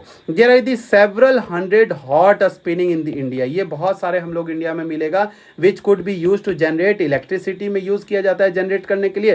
To experimental project have been set up the India harness geothermal energy, one located in the Parvati valleys near the Manikaran hills, Manikaran जो हिमाचल प्रदेश में है वहाँ पे एगो मिलेगा। दूसरा अदर लोकेटेड इन दी फुगा वैली, जो कहाँ पे है, लद्दाख में। ये दोनों कहाँ, पर्वती वैली में जो कि हिमाचल प्रदेश में, और दूसरा मिलेगा फुगा वैली में, लद्दाख में मिलेगा। अब देखिए ये सारा हम लोगों ने एनर्जी के बारे में पढ़ा, अब इसको थोड़ा सा कंजर्व करने का तरीका समझ लेते हैं। बस 2 मिनट लगेंगे, आप लोग इसको भी समझ के जाइएगा। देखिए conventionals of conservation of energy resource क्या है। Energy is the basic requirement of economic development. अगर हमारे इकोनॉमी को डेवलप करना है, हमारे इंडिया को डेवलप करना है, हमारे यहाँ के पर कैपिटा इनकम को इंक्रीज करना है, तो हमारे लिए एनर्जी क्या है, बहुत ज़्यादा इफेक्टिव रोल प्ले करेगा। अब every sector is the national economy, agriculture हो गया, इंडस्ट्री हो गया, ट्रांसपोर्ट हो गया, कॉमर्शियल, डोमेस्टिक नीड्स इनपुट होता है किसका, इस सब को चलाने के लिए एनर्जी का जरूरत पड़ती है, इस सब को चलाने के लिए। The economic development plans implemented since independence of the necessarily required increasing the amount of the energy remain the operationals. अब देखिए एज रिजल्ट का अगर बात करें, consumption of energy all form have been steadily rising over the country. अगर बात करें जो हमारे इंडस्ट्री है, हमारे यहाँ कहीं ना कहीं कंजर्वेशन बहुत ज़रूरी है, क्योंकि अगर हम लोग कंजर्व ना करें, क्योंकि देश में, हमारे कंट्री में लोग का एनर्जी रिक्वायरमेंट धीरे धीरे बढ़ रहा है। अगर बढ़ते हुए अगर हम लोग रिक्वायरमेंट को पूरा करने के लिए कंजर्व करें नहीं, या कोई और टेक्निक नहीं लेके आए, तो एक समय आएगा कि हमारा जो रिक्वायरमेंट होगा वही फुलफिल नहीं होगा। In this background there is the urgent need है develop a sustainable path of the energy development. अगर हम लोग को डेवलप करना है तो बहुत ज़्यादा सस्टेनेबल पाथ को क्या करना पड़ेगा, डेवलप करने का पड़ेगा। किसके लिए, एनर्जी को डेवलप करने के लिए क्या सस्टेनेबल पाथ को चुनना पड़ेगा। And promote of the energy conservation, ये किस चीज़ को बढ़ावा देगा, एनर्जी कंजर्वेशन को बढ़ावा देगा। And increase use of the renewable energy source, और किस चीज को बढ़ावा देगा, रिन्यूएबल एनर्जी सोर्स को। Are the twin plank of the sustainable energy, और दो तरफा क्या फिर हो पाएगा, एनर्जी पूरी तरीके से दो आधार है। अगर एनर्जी को सस्टेन करवाना है तो एक दो आधार को लेकर चलना पड़ेगा। India is a presently one of the last energy efficient country with the world.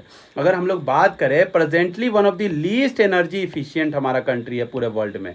अब देखिए we have adopt a cautious approach, हम लोग का एक कॉशियस अप्रोच बनाना पड़ेगा, judicious use of our limited energy resource को करना पड़ेगा। ऐसा नहीं कि जितना मन चाहे एनर्जी का यूटिलाइज करे, जितना मन चाहे उसको वेस्ट करे, ये सब पे रोक लगाना पड़ेगा। For example, concern the citizen we can do our by bit using a public transport system को यूटिलाइज करना पड़ेगा। अब देखिए अकेले कार लेके निकलेंगे तो क्या होगा, ज़्यादा पेट्रोल खर्च होगा, जिससे कि एनर्जी गड़बड़ होगा। कहीं ना कहीं हम लोग को ऐसा उपाय ढूंढना पड़ेगा जैसे कि पब्लिक ट्रांसपोर्ट को यूज़ करेंगे, जिससे क्या होगा, अब एक बस में 30 से 40 आदमी चले जा सकते हैं। और एक कार में अगर बात किया जाए तो मात्र 2 से 4 आदमी जाएगा।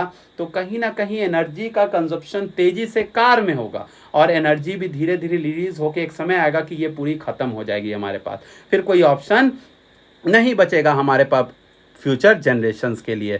अब स्विचिंग ऑफ, अगर आप लोग रूम में हैं तो वहाँ पे जब यूज़ का ही नहीं है तो उसको क्या कर दे, स्विच ऑफ कर दे, इलेक्ट्रिसिटी को, बल्ब को जलाने से बंद कर दे, जिससे कि हम लोग क्या हो सकते हैं, एनर्जी को बचाया जा सकता है। Saving the device and using of the non conventional source of energy, और क्या कर सकते हैं, non conventional source of energy को यूज़ करके इससे बचा जा सकता है। तो दो तरीका आपको दिख गया होगा, पहला तरीका कि लिमिटेड में यूज़ करेंगे, कम करेंगे यूज़ करना, दूसरा non conventional source of energy को यूज करने पे ध्यान देंगे। After all energy save is energy produce, वैसे तो अगर बात किया जाए ये लाइन गलत है नॉर्मली कहा जाए तो, लेकिन ऐसा बोला जाता है कि अगर आप एनर्जी को क्या करते हैं, सेव करते हैं, बचा के रखेंगे तो एनर्जी क्या होगा, प्रोड्यूस होगा। मतलब एक बात बोल रहा है कि एनर्जी आज हम लोग बचा के रखेंगे तो कल उसका यूटिलाइज किया जा सकता है। तो ये आपको समझ में आ गया। ये साइंस के अकॉर्डिंग तो लाइन क्या है, पूरी तरीके से गलत है, क्योंकि एनर्जी को ना ही क्या किया जा सकता है, प्रोड्यूस किया जा सकता है, और ना ही इसको खत्म किया जा सकता है। साइंस में यही पढ़ना है हम लोगों को। तो ये आपका क्या हो गया, चैप्टर का 1 शॉर्ट वीडियो हो गया, पूरा लाइन बाय लाइन हो गया। अगर आपको ये वीडियो समझ में आया हो तो ज़रूर बताएं। देखिए मैंने यहाँ पे कुछ पावर स्टेशंस का बात किया, तो पावर स्टेशन आप लोग एक बार जान लीजिए। देखिए पावर स्टेशंस क्या है, पावर स्टेशन की हम लोग बात कर रहे थे, 6 न्यूक्लियर पावर स्टेशंस का बात कर रहे थे। देखिए पहला अगर बात करें तो नरौरा है, नरौरा पावर स्टेशन कहाँ, यूपी में पड़ता है। दूसरा अगर बात करें Rajasthan atomic power station Rajasthan में पड़ता है।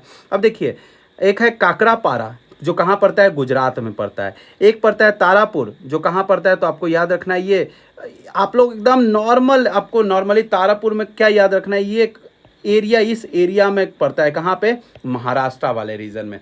दूसरी बात करें तो कैगा जनरेटिंग स्टेशन है, ये कहाँ पे पड़ेगा, तो आपका कर्नाटका वाले पावर एरिया में। अगर बात करें मद्रास पावर स्टेशन है तो ये आपको तमिलनाडु में पड़ेगा, और कुडकुलम जो न्यूक्लियर पावर प्लांट है ये कहाँ पड़ेगा, तमिलनाडु में पड़ेगा। तो ये कुछ न्यूक्लियर पावर प्लांट्स थे जो मैंने डिस्कस कर दिया लास्ट में। तो अगर आपको ये वीडियो अच्छा लगा हो तो ज़रूर से हमारे चैनल को सब्सक्राइब करके जाएं, जिससे कि थोड़ा सा हम लोग भी मोटिवेट होकर आप लोग कमेंट जरूर करते रहें, जिससे कि हम लोग को पता चलते रहे कि आपको और किस किस चीज़ की नीड्स है। तो अब हम लोग मिलेंगे नए वीडियो में नए टॉपिक के साथ। अब मिलेंगे, जय हिंद जब तक के लिए। अब हम लोग बात करते हैं, थोड़ा सा ये भी आप लोग जान लीजिए, मैं ये सारा जो PDF है अपने टेलीग्राम चैनल पे पोस्ट कर दूंगा, जिससे कि आपको थोड़ा सा समझने में भी इजी हो जाएगा। जितना भी इस चैनल पर का PDF है मैं टेलीग्राम पे ही पोस्ट करूंगा, तो आप लोग जाके जो हमारा चैनल है उसमें दिया गया है टेलीग्राम का लिंक, वहां से ज्वाइन कर ले, जिससे कि आपको जरूरत के जितने भी PDFs हैं, नोट्स है, वो सारा मिल जाएगा। मैंने 1 शॉट में भी खत्म किया है हर वीडियो को, लगभग 20 to 30 मिनट्स में। आप लोग जाके जरूर देखिएगा प्लेलिस्ट में। जब अब मिलते हैं हम लोग नेक्स्ट वीडियो में नए टॉपिक के साथ, जब तक के लिए जय हिंद।